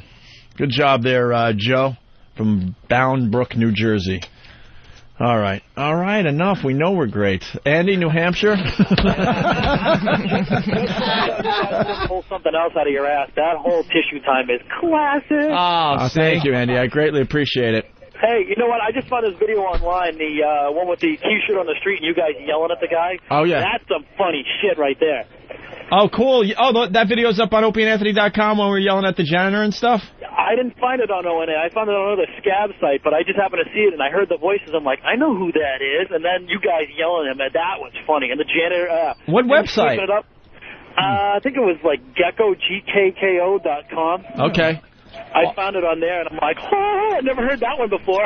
All right, awesome. Thank you, Andy. You're going to do some more of that shit. That's good stuff. Yeah, definitely. You know what we're going to do? Because we know this thing is going to, I think other guys are going to try this bit. We're going to do Tissue Time a lot in the next few weeks. Can you get this, somehow patent or copyright? We tried with WOW, and it didn't really work, unfortunately. Can't do it? Radio is just a vast wasteland so, where you can pick and choose from other people. What we do is we'll just do it a lot in the next few weeks, so if anyone else really does do it... Everybody will know it's yours. At that point, people would be like, I've heard this before. Whatever, man. You do it So I think we'll do it for at least a month.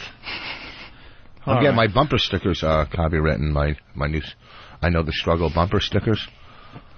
It's going to make me $1 million. It's like that Get Her Done. I Know the Struggle. Right. They're coming. I Know the Struggle.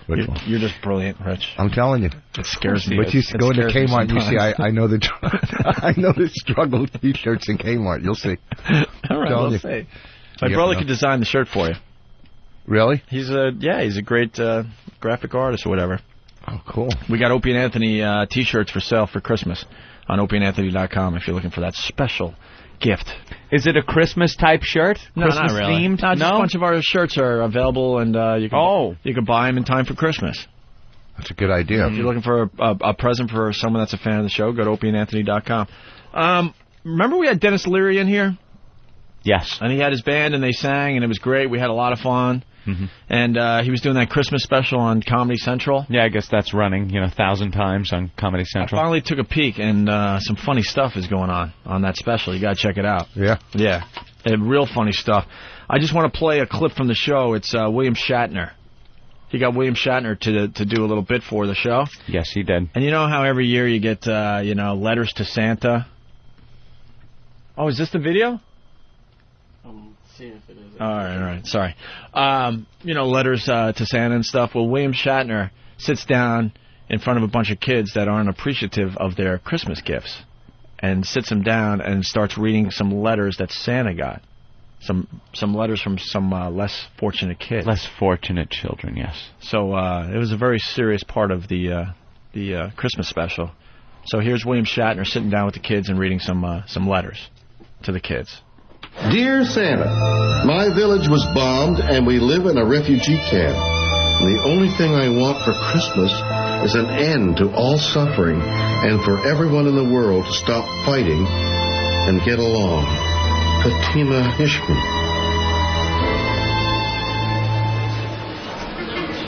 What a wuss.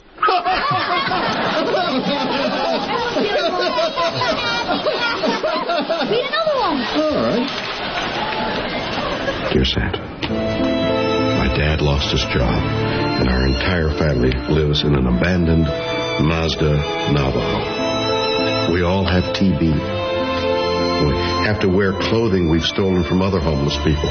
We all share our blanket between us and keep warm by rubbing the rats against our skin.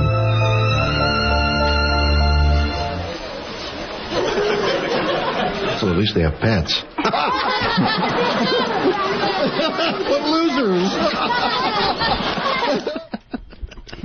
Shatner. How great is that?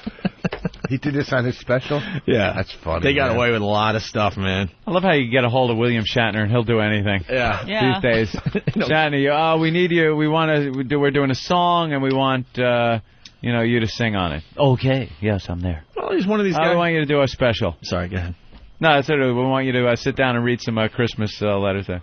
Yes, I'll be there. I was going to say, he's one of these celebrities that doesn't take himself seriously, so maybe we can get him to do tissue time with Shatner. With Shatner. Not a bad idea. All right. You want to go over Rich Voss's stand-up stuff? No, you should wait till Norton and... The whole appearance on... You want to wait till we get the whole gang? Yeah, because I think that's roast material. It's like... Well, we got Patrice. Yeah, it might just be sad. You guys why couldn't we do it both times? Yeah, why don't we... a little now? No, because... All right, here's the deal. Can you come in another day this week? Because we got Patrice for the rest of the week. You come in for a segment. I can only... No, because tomorrow, because we're leaving Wednesday. Oh, no, we're leaving Wednesday afternoon. We can come in Wednesday morning. So you come in Wednesday, and we'll do... You come in later in the show so you can sleep in, and then we'll do it with Patrice when he's here. All right. Bonnie? Yeah. Bonnie's just embarrassed by the whole thing. Are you? I'm just embarrassed by the look. I want to bring in Bonnie's sitcom with her and Adam Ferraro. They did a sitcom together. No, Ferraro. He always says people's names wrong. And he won't people that he just knows Ferraro. It's Ferrara. Ferraro. You know Ferraro. It's hard not to make fun of you, Rich. I said I'm not going to make fun of you this show. Ferraro. That's an arrow. But then your teeth are falling out. You're pronouncing people's names wrong. Yeah, that has some good lines. Here's the thing. What show is that? It was called Social Studies on UPN. Oh, my God. You were in that? You were the lead. I was the star of that show. You were 6 episodes. You were in Social Studies? I remember that. We Adam pushed was that show hard teacher. because Adam's a good friend of, childhood friend of Anthony. Well, not childhood, whatever, a friend of Anthony's and myself, and we pushed hard when that hit the airwaves. Star. You were the one. It was awful. I cried every day in my trailer. And why? Because I didn't realize... it was like I went on one audition and I got the show, and I didn't really want to be an actor, and I didn't know how hard it is for people to get shows, so I didn't appreciate it. And it was really bad, and it was poorly written. It was really bad. And I was embarrassed to say, I didn't tell my friends that I was on it. They were like, we found out you're on a show. And I was like, oh yeah. I had this... I remember one time walking down and I also had to wear dresses, and I never, at that point in my life, I was such a tomboy, I never wore a dress, and I had my hair done and makeup and this dress on, and I was playing the part of a teacher, and I saw someone I knew on the lot, and I was so embarrassed. Yeah, but you're on a lot, you're playing a character while you're dressed like that. I was getting paid $20,000 a week, and I was complaining constantly. Nice constantly. They must have thought I was a total asshole, which I guess I was. But I didn't know it was going to be that hard to get another show. Adam was the gym teacher. Yeah. It was set in a school, and what was the whole, gist? Was that, I was more of a kid than the students? Yeah. It was like a boarding school, and I'd gone there, and... You were kind of mischievous. Yeah, and I was always having problems with the headmistress, and... Ooh, really?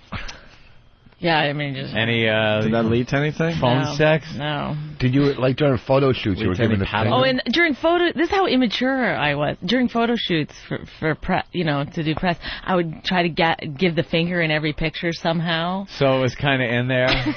Yeah. Fucking grow up and realize this little pot of gold was handed to you. When she first was in the business, the first couple of years, she got a big deal for a couple $100,000 a TV show, right? She was loaded, and she's living with some guy who's a comic, who's a guitar act. Just drained her for everything, right? I bought him a car. I meet her. Oh my God. I meet her.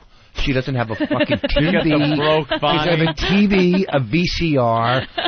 I came to her house for the first time. She bought an ironing board because she thought I liked to iron from fucking Last Comic Standing, the dummy.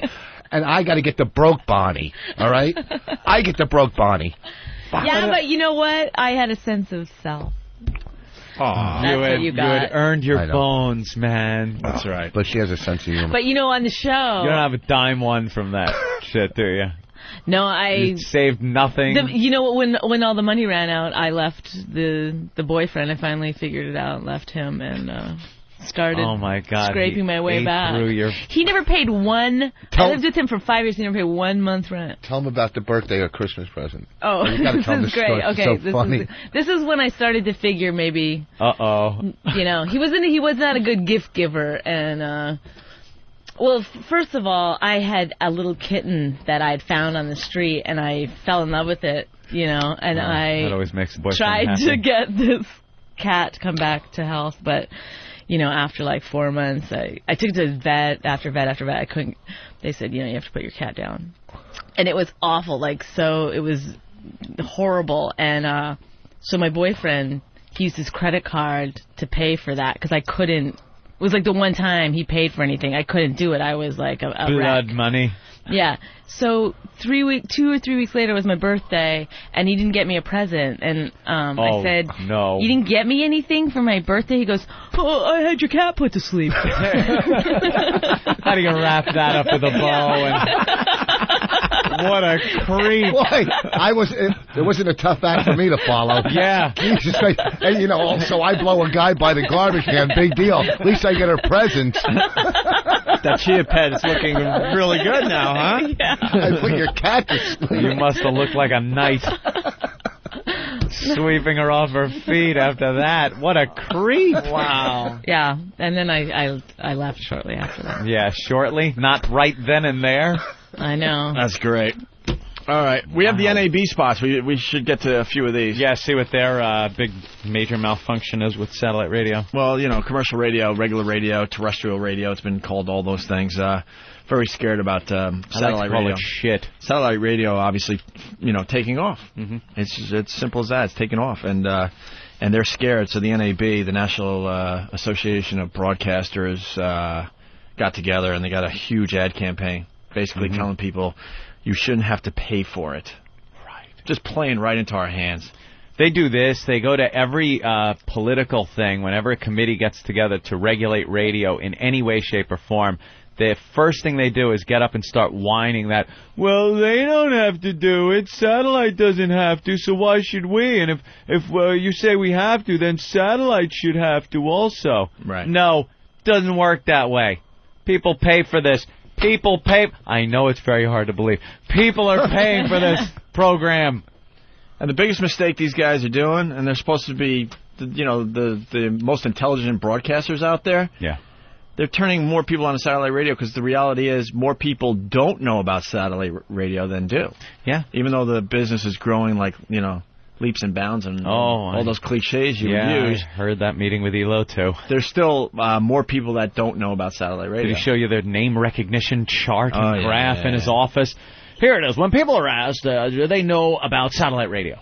Just any satellite radio. So they should just do what they do. Recognition factor of 3.11568. And then, do you know the name of the satellite radio company? And now the recognition. Look at the graph and the chart and shut up. Shut up. Shut up. I want to leave. Get me back to the hotel. So, still something in the minibar. So they got these commercials running all over the place. Mm-hmm. And they're just playing into our hands. Let's listen to a couple of these. 2 out last of the ninth, bases loaded. Here's Santos. He's 0 for 4 today, 269 hitter for the year. We could be going into extra innings here. I agree. Here's the pitch to Santos. Fastball hit in the air, deep down the left field line. It's headed toward the pole. That ball is... Please deposit 25 cents for the next 3 minutes. Radio. You shouldn't have to pay for it. This message brought to you by America's 13,000 local radio stations who believe some things were just meant to be free. Holy shit, these are better than I even thought. That is really funny, though. First of all, the guy's acting stinks. Yeah. We might be going to extra innings. I like the please deposit there. That's kind of funny. That is funny. They came up with a funny little idea. But you don't lose your service in the middle of a very important baseball game. It's not like you know what you're paying for, and you're paying to get that game, the game you want to hear. That's right. Regardless of where you live, whatever fan you are of whatever team, you can get that game. So you're not paying for the same thing you're getting on free radio. I believe they're not being honest. Gee, I think you're right. Because they're not telling the people that are listening to commercial radio that you can get any baseball game. Right. Not just the stupid local one. Not just the local one. Any ball game. Any ball game. And tissue time. Right. And, of course, we offer tissue time. That's right. Here's another one. Shocking news in the world of heavy metal. One of the hardest bands on the planet is about to release a children's record. Songs slated to appear on the album include A Tisket a Tasket, Hey Diddle Diddle, and The Hokey Pokey. Let's listen to a sneak preview. Here's Ring Around the Rosie, performed by the one and only... Please deposit 25 cents for the next 3 minutes. Radio. You shouldn't have to pay for it. This message brought to you by America's 13,000 local radio stations who believe some things were just meant to be free. Yeah. But see, you're paying because you have to run all those commercials. So the listeners are paying. Right, they have to they're sit paying. 20-minute commercial They're paying with their time. How about this? We have traffic and weather coming up right after... If you have a tumor of the brain, neck, chest, head, or ankle, nipples, stereotactic radiosurgery can cure your tumors. If your child has leukemia, please call us. That's what you get on regular radio. If you have tumors of the big toe. Tumors of the toenail, toenail fiber. Earlobe. The webbing of your hands. What? Tumor of the brow line, the cheekbone, or a nostril. So, I mean, stop. They're looking pretty silly. Because, first of all, they're playing a lot of commercials, which is just death. And they're also playing a very, very tight playlist. Yeah. The heavy metal channels on satellite radio. Give you more variety and no commercials. You're paying with your time. That's that right. You're sitting there agonizing through commercials. Hollywood is abuzz with gossip. Guess which $20 million leading man has finally decided to come out of the closet? Once one of Tinseltown's most eligible bachelors, he's about to reveal the personal life he's been hiding from fans for years. Think you know who I'm talking about? It's veteran stage and screen actor... Please deposit 25 cents for the next 3 minutes. Radio. You shouldn't have to pay for it. This message brought to you by America's 13,000 local radio stations who believe some things were just meant to be free. See, first of all, it's Tom Cruise, but these pussies don't even have the balls to go with the bit. Yeah, go with that. We might get sued. We might get sued. So let's start the name as...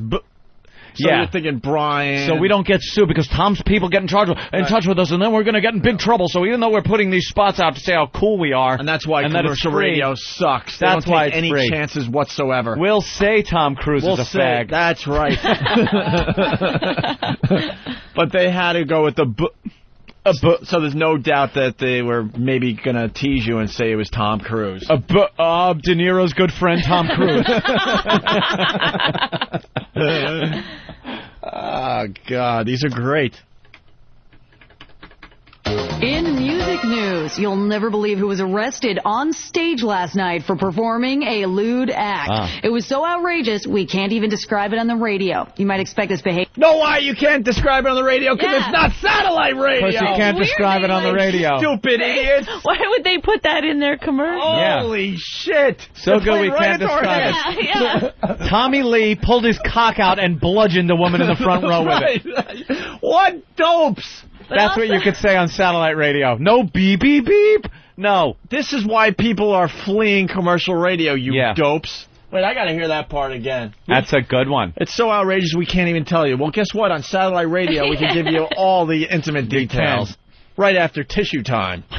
In music news, you'll never believe who was arrested on stage last night for performing a lewd act. It was so outrageous, we can't even describe it on the radio. You might expect this behavior from heavy metal or rap stars, but this time, the guilty party is none other than the easy listening sensation... Please deposit 25 cents for the next 3 minutes. Are they... Radio. You shouldn't have to pay for it. This message brought to you by America's 13,000 local radio stations who believe some things were just meant to be free. Clay Aiken, by the way. How stupid are Stuck it in they? a young boy's ass. They are so stupid. That is, we can't even describe it on the radio. Yeah, you're pretending they're pretending that you get everything that satellite radio gives you.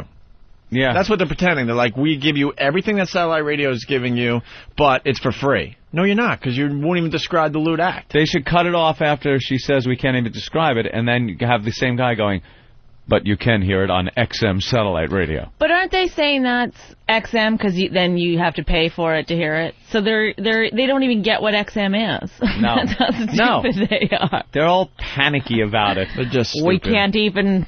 Oh, wait, we can. We're XM. You have to pay for it, but we can describe what the lewd act. Why don't... If let's take television and do the same exact thing. Take a movie... fun movie like Goodfellas or something. There's the scene. They're playing cards. Spider gets shot. It's like, well, what the? Boo-dee-deep.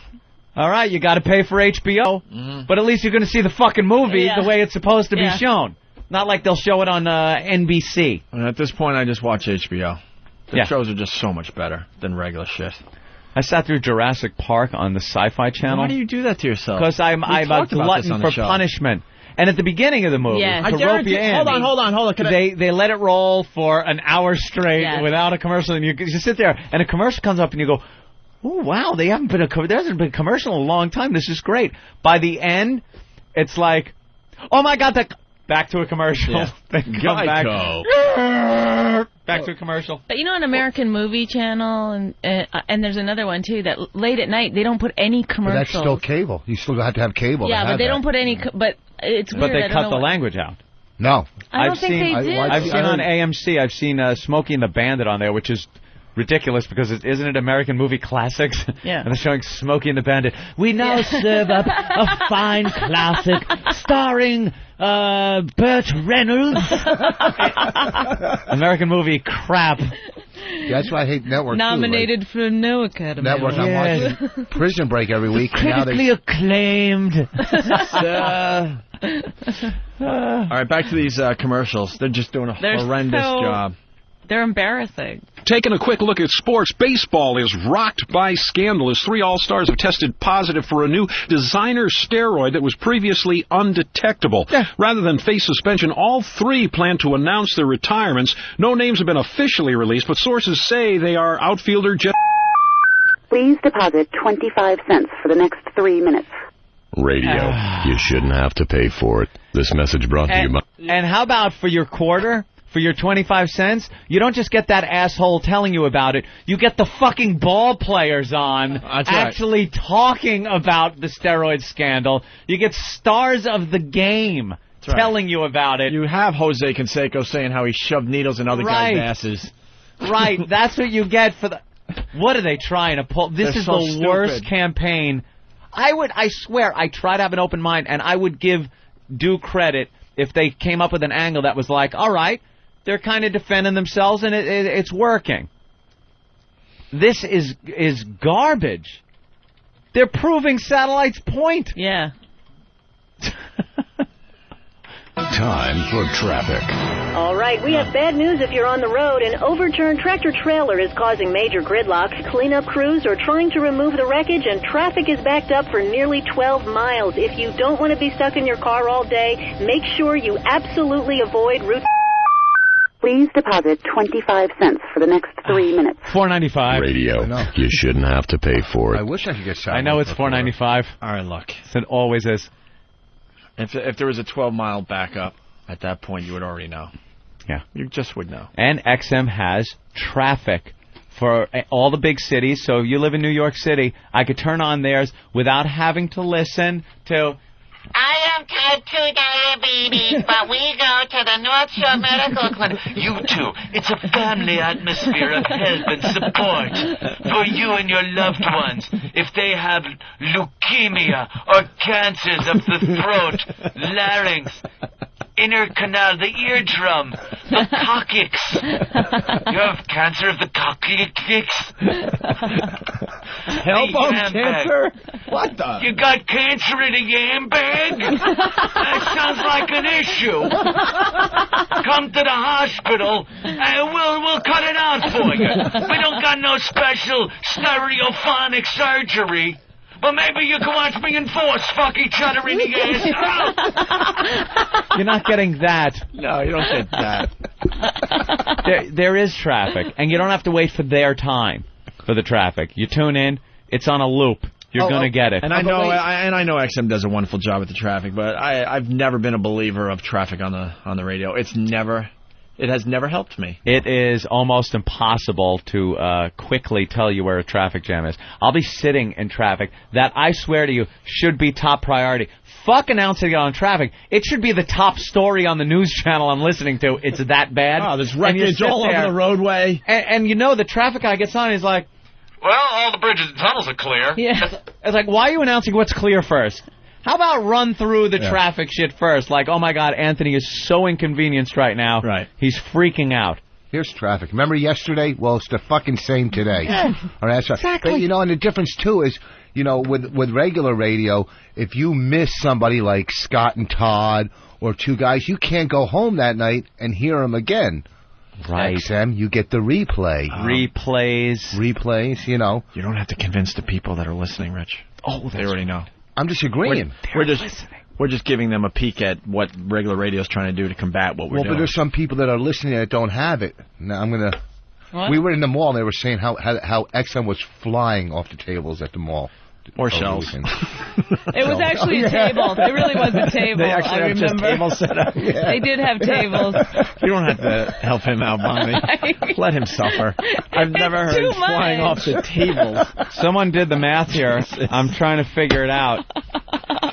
Even if it was a table, they would still say flying off the shelves. Do you get that? Flying off the table.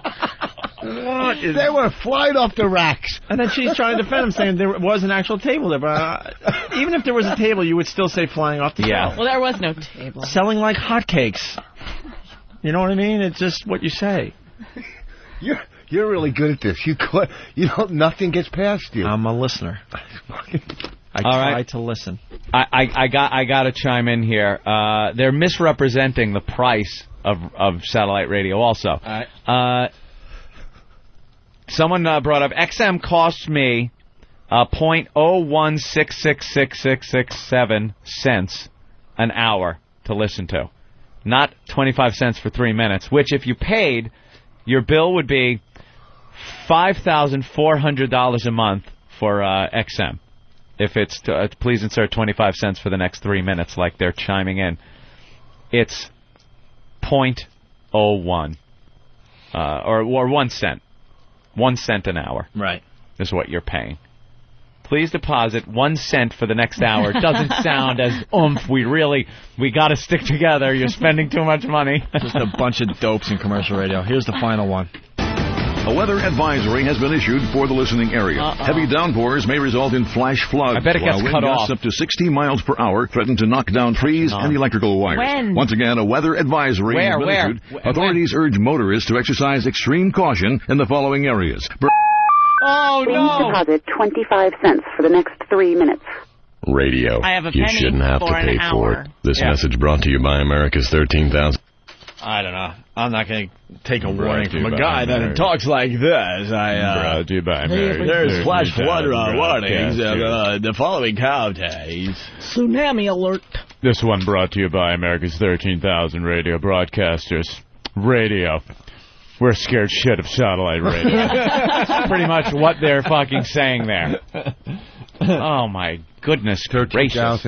12,998. Two just got fired for saying something. And a bunch of these people will, will say, well, what's this about? I'll find out for myself. And they're going to be turned on to satellite radio because of those commercials. Yes, Just how it works. Yeah, it does seem like, Yeah, what is That the radio I sounds- pay for? What?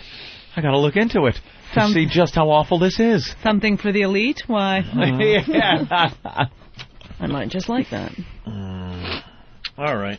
Very good. Thank you, National Association of Broadcasters. Of broadcasters. We're going to take a break. We're going to finish the Opie and Anthony program with Rich and Bonnie. We'll get their plugs in.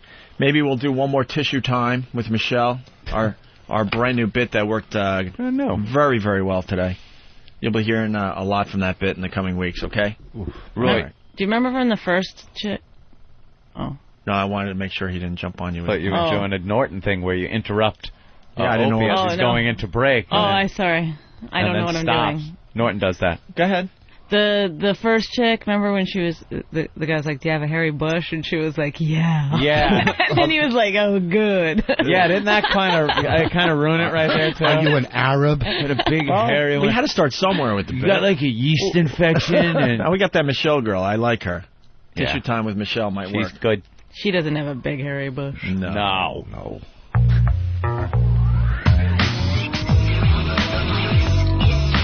The virus is inside us. OAvirus.com. Assault the media. It's time to drop bombs. We're just pests. You can't exterminate with Black Flag. Your web page just got hijacked by Whack Bag. The gag order's gone. Time to go to war. Steve sees napalm burning down your door. It's hardcore. Apart from whores who dump on Norton's belly, the only other girl in his life is Bob Kelly, not you. When he was a kid, he sucked cock too. These two obnoxious shock jocks might shock you. Ask Howard, he don't want to get involved. Slip in your PJs and light a Java log. Spread the virus. Spread the virus. Spread the virus. Spread the virus. Spread the virus. And Anthony Show.